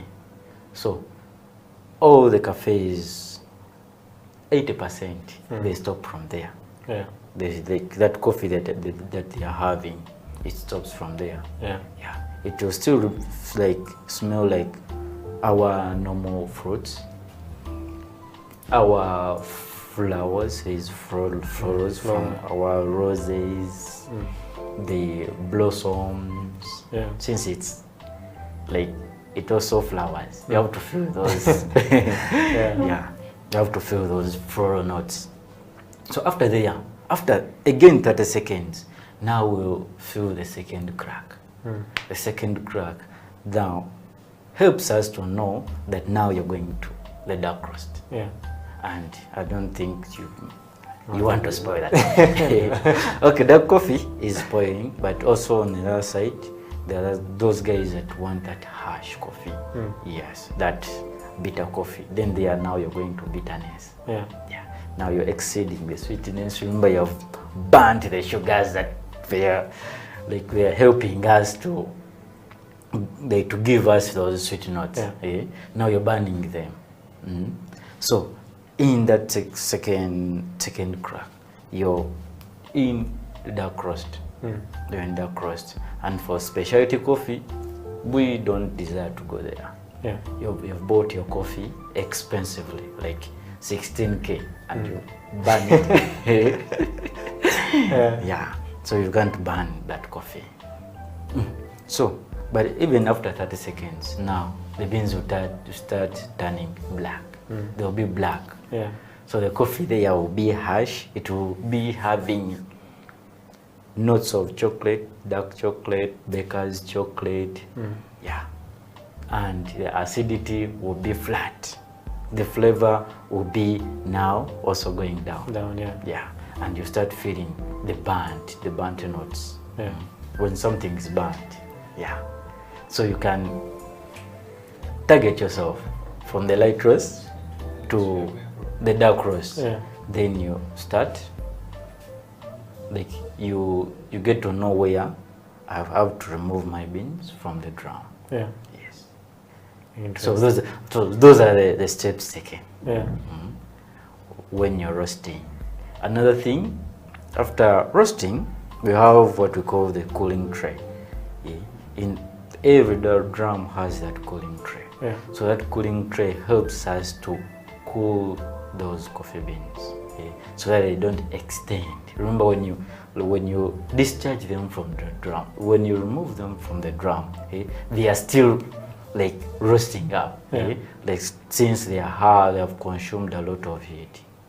They have consumed a lot of heat. Yeah. So they are still warming up.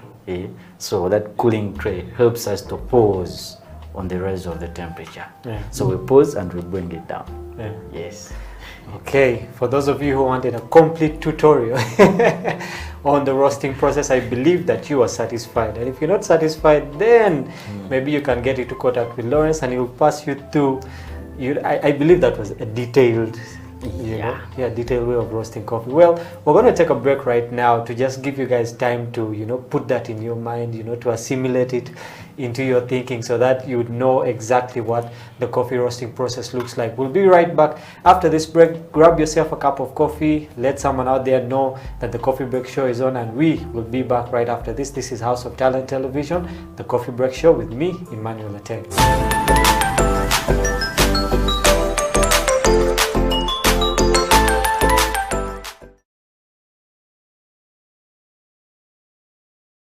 For example, one day he presented some nice coffee. It was a cappuccino, very nice, presented. And I asked him, how do you make this? He said, you go to a school and study. So I used to love the passion he had. So I said one day I should learn this. So I kept on serving his orders. But I found out that most of the orders were according to the way he was feeling. Baristas present their cups according to the way they are feeling, according to the mood. In case he left home when he's sad, he's not happy, you will see the results in the cup. But when you see something beautiful, just know he's so happy. Yeah. So the passion he had and the love he used to put in the cup really encouraged me to join the school. Not until I got to learn about Isaac at the Pro Plus. Then I came with some of my friends, so we are now doing the course.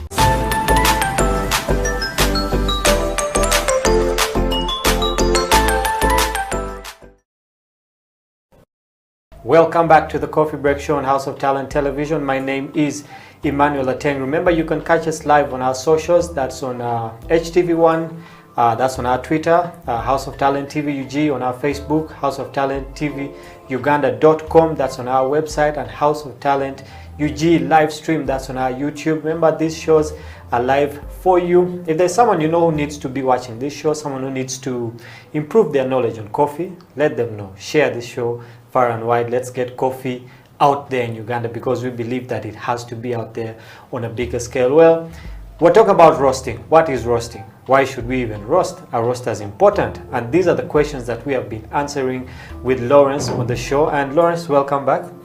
Before we went into a break, you gave us a total breakdown, of the roasting process. You brought in things that I believe that some people are still scratching their heads over here. But we had a question. Someone asked a question that, okay, fine. Now I know the whole roasting process. You know, I can use the local method of I get a saucepan, get a stove, and roast there, or I can use the commercial kind of roasting where I have a drum, and you know, I have to keep monitoring the temperature and the time to get different aromas here and there. Okay, we have that knowledge now. Okay, but someone asked me, but why? Yeah, why do I even need to roast in the first place? Okay, can't I just, you know, get my beans and use them as they are? Okay, and also the other question was, with these aromas we're talking about, okay, can we only achieve these aromas through roasting, or there are other things that can affect it? Because even the storing of coffee can affect the type of aroma you get from it. Okay, so let's just try to answer these two questions for now. Okay, thank you for those questions. Okay, first of all, why we roast? Do we need to roast? Yeah, of course we need to roast. Because raw coffee is an unconsumable product. We call it a raw material. And percentage of farmers are exporting it as a raw material. So if it's a raw material, it means it helps us to make something else. It helps us to take something else, to transform it to something else. So we need to roast our coffee so that it can be consumed. It's like eating raw banana. Raw matoke, these matokes. So you have to cook it so that you can eat it. Yes. So when coffee is raw, it's not coffee. It's not a consumable product. We apply heat, we cook it to the final product that is consumable. Okay.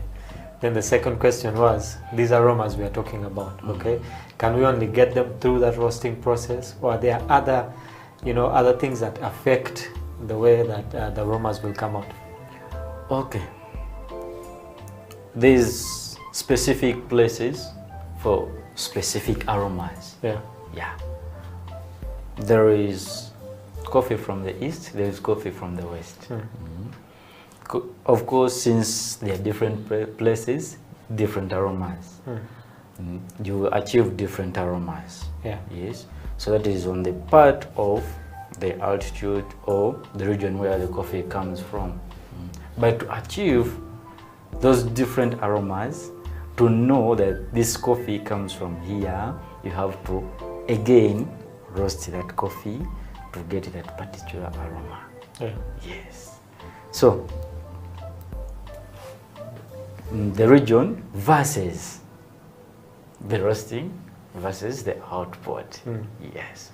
So aroma means like that smell from something warm, from something warm. Fragrance comes from something not warm, like fumes. Now to get that aroma, it's a smell, a sensation from fumes of a broad hot substance. Yes. So you can't just achieve aroma even though you go to the peak of the mountain and be like, this is where good coffee starts from. Even though you squeeze your nose, what you'll be feeling, it will not be aroma. It will be something else. Yes. So that's how we could get that aroma from that process. Well, switching a bit away from roasting, okay? We're going to get into the business part. Okay, I know that you're a trainer and you're also a mentor, and you're also a certified barista and a certified roast master. There's a lot of things on your CV which basically make you look very good, and it's a good thing for, I believe, that whoever is involved in the coffee industry to basically increase their knowledge and increase their CV. So when it comes to entrepreneurship, I know you work with the youth, okay, and we live in a time whereby there's very much uncertainty. You have the coronavirus that is happening now. You have the lockdown that is happening now. Of recent, you have the bombings that are going on in Kampala. And we live in uncertain times. No one really knows what's going to happen in 2022. Okay? And because of that, people are losing jobs. You know, there are people who are giving up on life. Okay? because they have no source of income, all right? But I believe that coffee itself, like how you said that coffee was your salvation, it saved you, and now you do only coffee, okay? I believe that there's someone out there who's also looking for a way out, okay? So how can we use coffee, okay, to start businesses? How do we link coffee to entrepreneurship? Because I believe that that's one of the things that you talk to the youth about, okay? So how can we use this coffee in Uganda, all right, to start businesses, to become better at entrepreneurship, to better our lives, okay? If I was a youth you are talking to, okay, what would that advice be? Okay.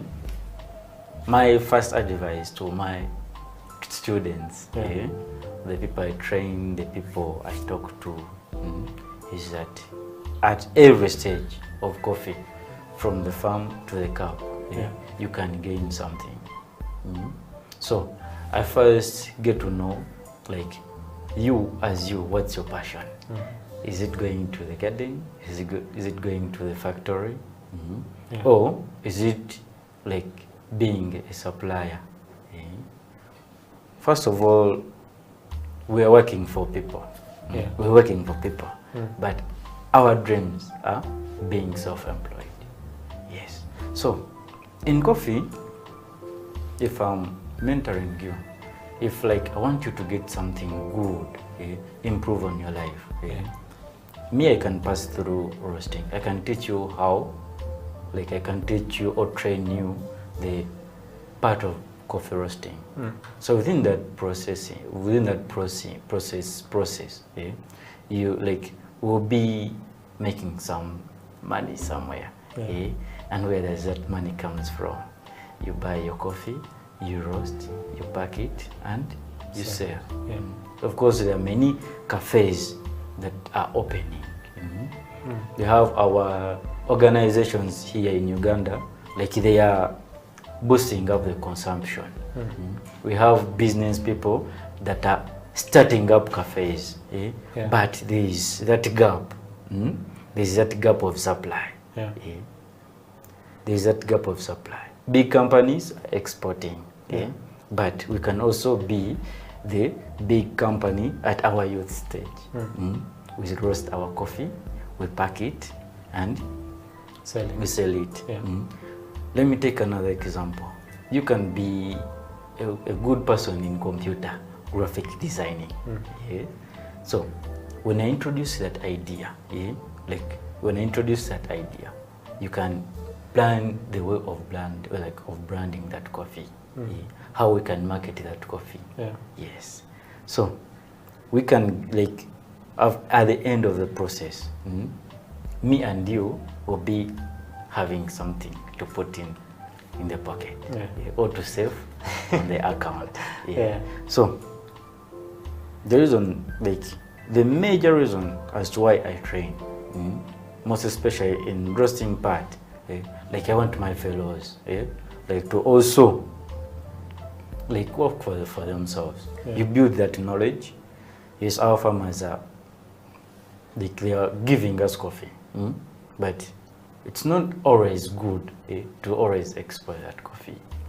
We as the youth, we can use that coffee to be somewhere, rather than exporting it.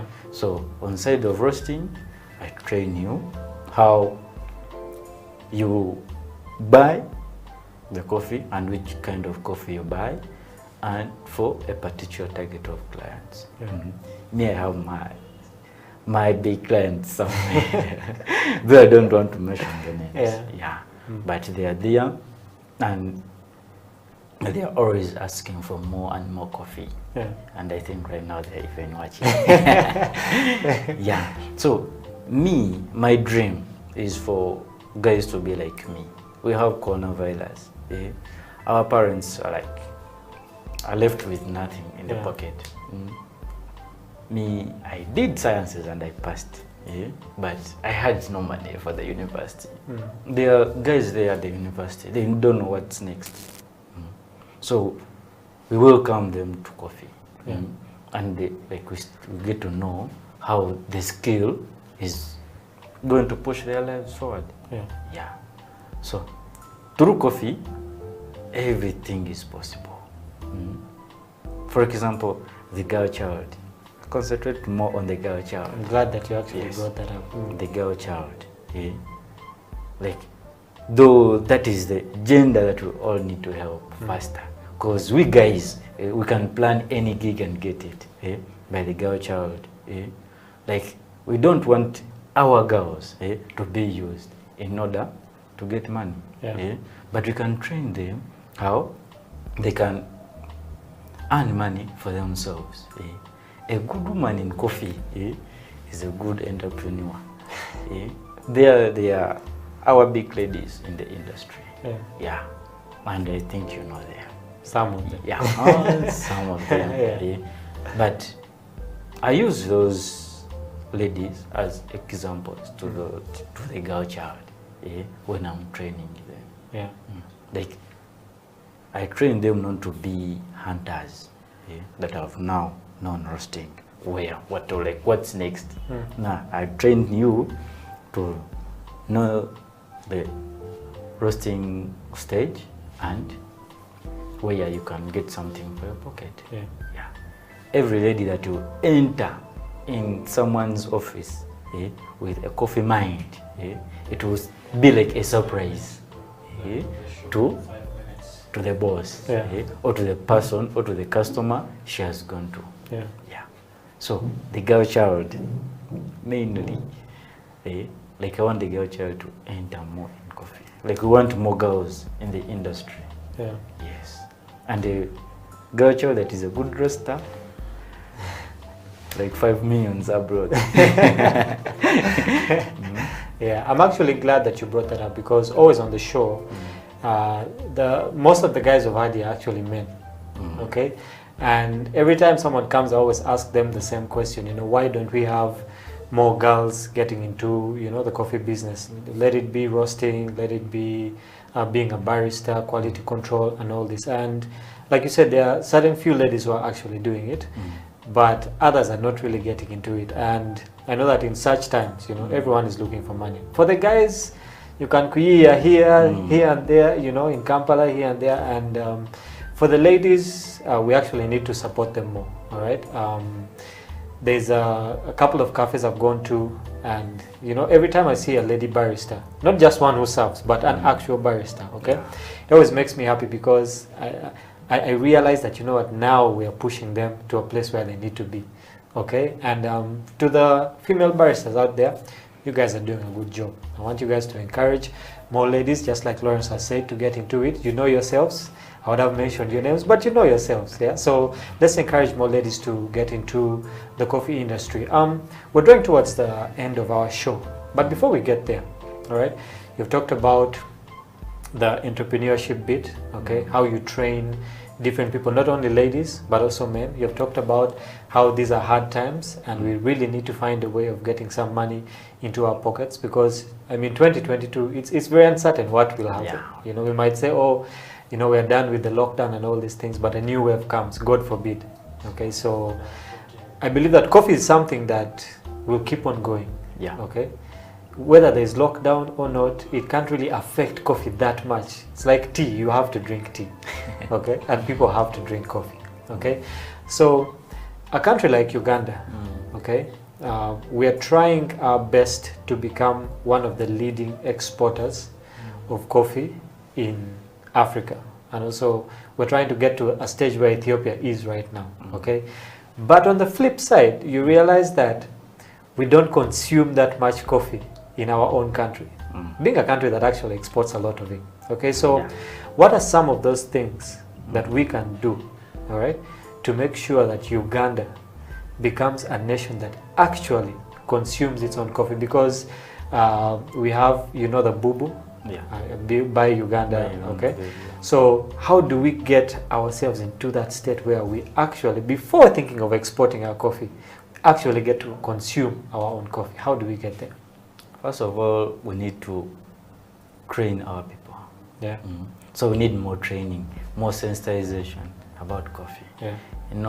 Those guys that came first before us, they have that like that negative side of coffee. Like telling someone that coffee will like you will lose sleep when you take coffee. You can't. It just keeps your body awake, not only the mind. Me have to take water every morning. Yeah? So if I take water every morning, I can take like 5, 6, 7 cups of coffee and I sleep properly. Yeah. So we need to sensitize our people. Yeah. And we need to give them an example that is true. Yeah. Ethiopia is a good exporter, but quality coffee in Ethiopia comes from Migachafe. That quality coffee is consumed within the country. So you first appreciate what you're growing before you take it outside. So you need to train so much from the farm level. Like 80% of our farmers, they just grow, sell, but they have even never tasted the coffee. Like a much percentage, a good percentage of our farmers. So from the farm level to the general level, we need to train. That is that's what we need to do. Even though we put each coffee at a lesser price, like the consumption will not go high. So we need to first train. Then other things will be coming up. But training is the key to everything. Like we need to sensitize our our Ugandans good about coffee.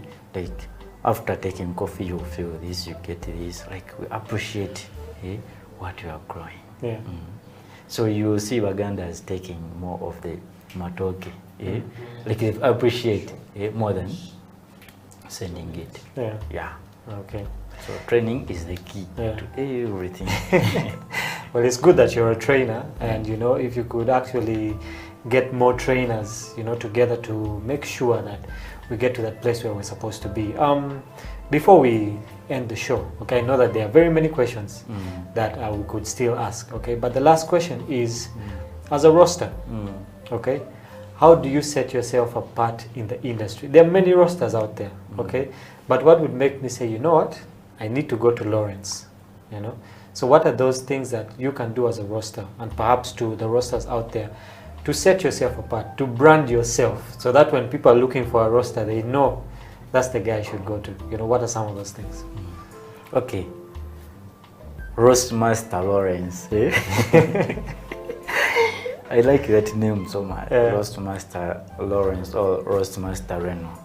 Okay, to be me, or to be like me, or to recommend me somewhere, you have to know Lawrence. Lawrence roasts coffee with passion. First of all, I put passion in every stage of coffee.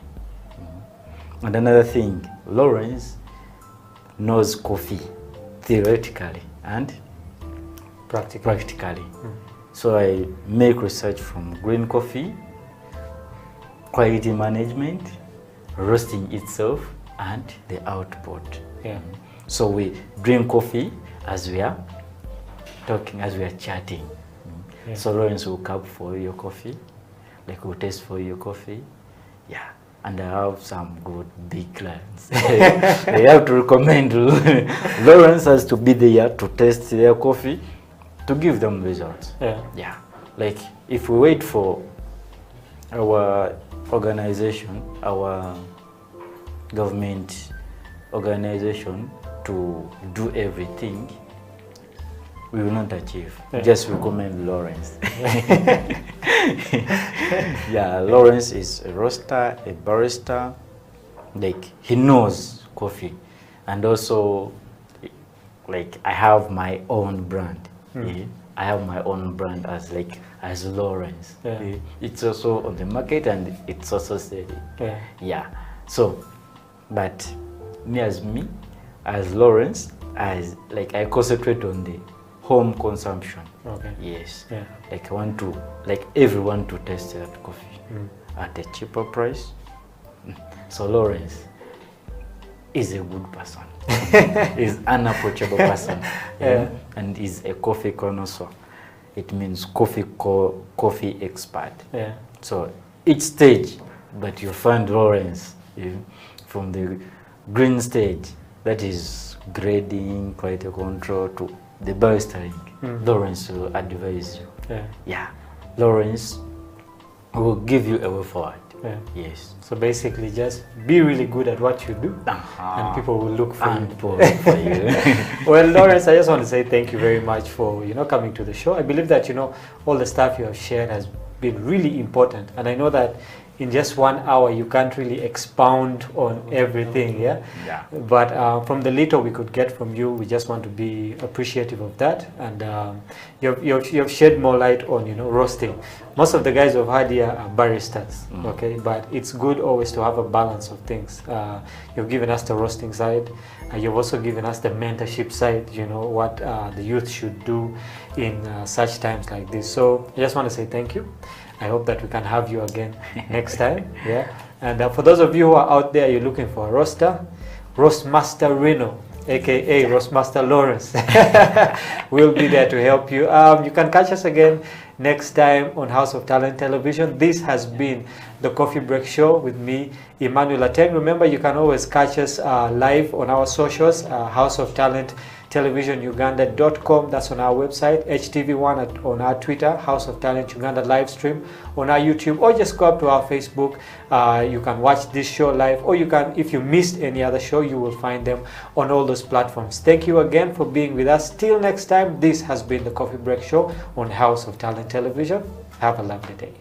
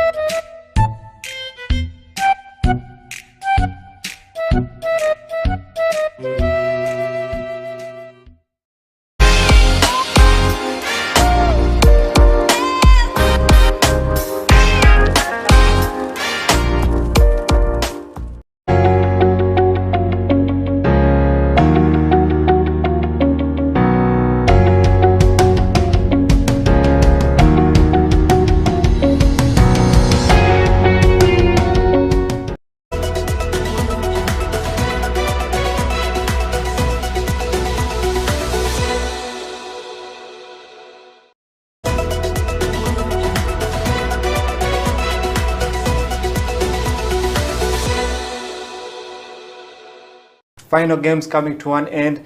We're waiting for the playoffs, and from nothing at the beginning of the year to a lot of basketball towards the end of the year. Today, with me to discuss is the coach of Livingstone Basketball Club, based in Makerere University, Mr. Eric Matovu. Very welcome to the show. Thank you, Mr. Eti. Yeah, it's very good to have you here. Oh, it's a pleasure. I know that coaches have a very busy schedule, standing in the sun from morning and all these things, but thank you for coming through. You're welcome. You're welcome, Mr. Eti. Every time we call coaches, I know that sometimes you have busy schedules, but just taking enough time to come and discuss the game of basketball and the development of the game in Uganda is a very good thing. Going through your profile, I know that before, you ended up with the Livingstone Basketball Club. Yeah, true. You were coaching the Lioness, that's the girls. Yeah. You also coached Watoto. Yes, I also know that you have a basketball academy that you're working with. So your life is basically filled with basketball. So you wake up, eat, sleep, we live and breathe basketball. So outside basketball, right? Is there any other job you do, or it's 100%? I think it is 100% basketball. I'm a teacher. Okay. I'm a teacher at British School of Kampala, and I'm a PE teacher. Yeah. So apart from that, also another job that I do it's a full-time job. I'm a married man. Yeah. So I call it a full-time job. I'm so proud of it. So I think basically that is it. Yeah. Yeah. So growing up, did you ever think, this is what I want to do in my life? Because I know that our parents tell us, you have to be a doctor, you have to be a lawyer, and then you ended up somewhere being a basketball coach, which in Uganda is not seen as a very serious thing. Absolutely. So what was it like for you growing up? What did you think you'd actually become? I dreamt of being a pilot, and that's why I did MEG at A level. Ended up doing a lot of accounts. I'm an accountant, but you see, this world will push you to ends that you won't even think of. Absolutely. So I chose my passion, and I'm pursuing it passionately. So we live and breathe basketball, and it's what we're doing. That is what is bringing bread on the table. To me, I am enjoying it. It is so nice. It is so nice. That's interesting. So talking about your basketball journey, you've coached a couple of teams, especially in the lower divisions. What was your experience like? What was your first experience coaching? I remember my first experience was they just threw me out there in the deep end and said, that's the team you're coaching. And I had very little knowledge about basketball. At that time, I was just more of a player, not a coach. But I had to learn really quick, how to become a coach and a player at the same time, So how was it for you? How did you end up? Where was that start of your coaching career? Oh, I started with matching the shooters, and to be honest with you, I built them from scratch, and up to first division. We worked with Roger Seronyugo, and we brought it up.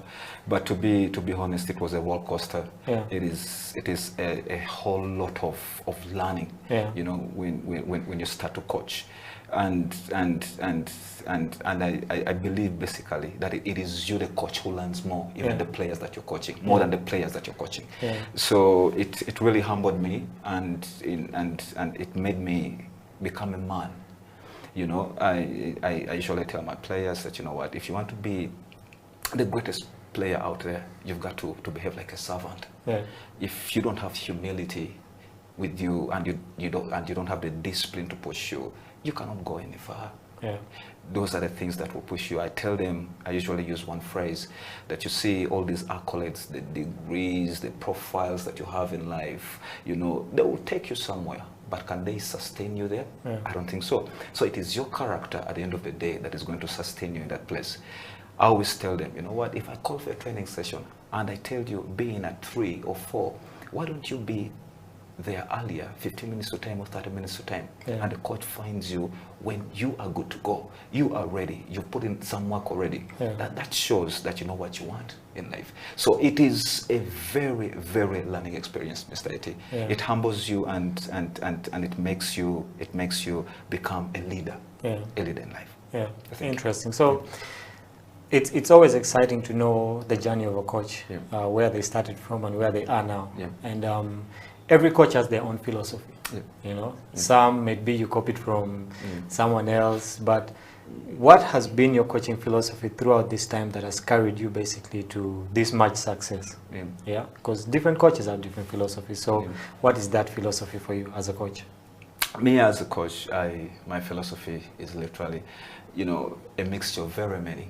Yeah. I'll look at very many coaches. I'll look at very many coaches from the university. I'll look at the Mortens. I'll look at very many coaches abroad. I'll look at Phil Jackson. I'll look at this one. I'll look at this one. Then I'll come up with my own. Yeah. I won't say that I have a definite philosophy because I mean different players react differently to different philosophies. You may carry a philosophy, but it won't work for certain players. Yeah. So you have to adjust as a coach. You have to know who your players are. What are they able to pull up and do? You won't say, I'm so rigid that this is me, my philosophy is I only play a transitional game. Yeah. A transitional game, and that is what I'm going to do. So you find players who cannot run. So what are you going to do? But they are very good on the ball, but they can't run, they're not athletic. So won't your philosophy change? Yeah. So I'm a combination of very many different philosophies from different coaches, Yeah. and I usually execute my philosophy according to the players that I have Yeah. in that structure or in that program at a particular time. Yeah. Yeah. So speaking of coaching, the coaching fraternity in Uganda has always had a lot of pressure on them. We've had FIBA instructors coming in to take coaches through certain clinics here and there, but it's never really more than a month. Okay, and I believe that you can't really learn everything about, you know, coaching basketball within a month. Okay, and in some instances, people say that our coaches are not that good, we're not that experienced. Take an example of the Silverbacks. We had to go outside Uganda to get 2 coaches to come and help with the national team. Okay, so what's your comment on coach development? Okay, we'll talk about player development later, but coach development in Uganda, where are we lacking, and what do we need to do to make better coaches actually in the country, so that we can grow this game of basketball? I think we are somewhere right now. I think we have very many coaches that are really experienced. I'll be honest with you, and I believe we do even have coaches that have reached the level 3 of FIBA, not per se on level 1 or level 2. They have a lot of experience, but it's just because of the structures that have been in place. The structures have not were not on our side to be there and exposed and get these certifications and all the things. But I can assure you, Mr. Eti, that we have very many coaches that are really doing a very tremendous job out there. Very many coaches. When you look at the time they're putting in, the resources that are available on the table for them to execute whatever they're doing, I think we are somewhere. I'm just curious if we had the same resources like people abroad, I think would be far. People are so passionate about this game. People love this game. They literally do basketball a lot. So at the end of the day, there isn't so much difference between them and us right now. Honestly, I don't believe even that we should be jumping so much on players from abroad and all that. The players here can do the job. They can do the job. It's just because maybe we're getting a little bit ambitious and all that. But what I know is with time, even our players, homegrown players, we're going to be having them on the national team and they'll be representing like 90%. 90%. So we have very many good players. Very many players are coming through, and it's a good job that they're doing. So during the time of the Silverbacks, when they were playing the tournaments in Rwanda at the AfroBasket, there was a group of people that believed that we should actually have only homegrown talent on the Silverbacks team. And yet others were of the view that it's okay to bring players from outside. Okay, some of them, if they're actually Ugandan, some who are naturalized. Okay, so which camp were you in? I would say I'm Ugandan a little bit, even myself, but the dynamics change, Mr. Eti. When you look at the players that are coming in, who are playing from abroad, the Ishmael, the Opongos, the Wad, I think they added a lot of value to our team. Let's be honest. But it doesn't mean that we won't get there, even homegrown talent. There. But you look at the confidence, the way they were playing and all that, they added a lot of value on our team. So we can't take it for granted. We still needed them. Yeah, we do. It was a very good addition to have them. Yes, backtrack a bit, still talking about coaches. You do realize that in Uganda right now, if I'm to say, there are about 3 female coaches and only 1 in the NBL. Coach Mavita. So do we have a situation whereby there is we're not encouraging the ladies enough to get into coaching, or the ladies just don't want to get into coaching because of certain issues here and there? Some people say that ladies do not want to get into coaching because the emotional side takes the best of them. Because they're driven by intuition all the time, that's what we're saying. But the truth be told, I'll be honest with you, I think the ladies have been laid back so much. They've been given chances. I mean, even National Council of Sports calls for very many ladies courses, and they've been given chances even to improve their administration skills and all the things.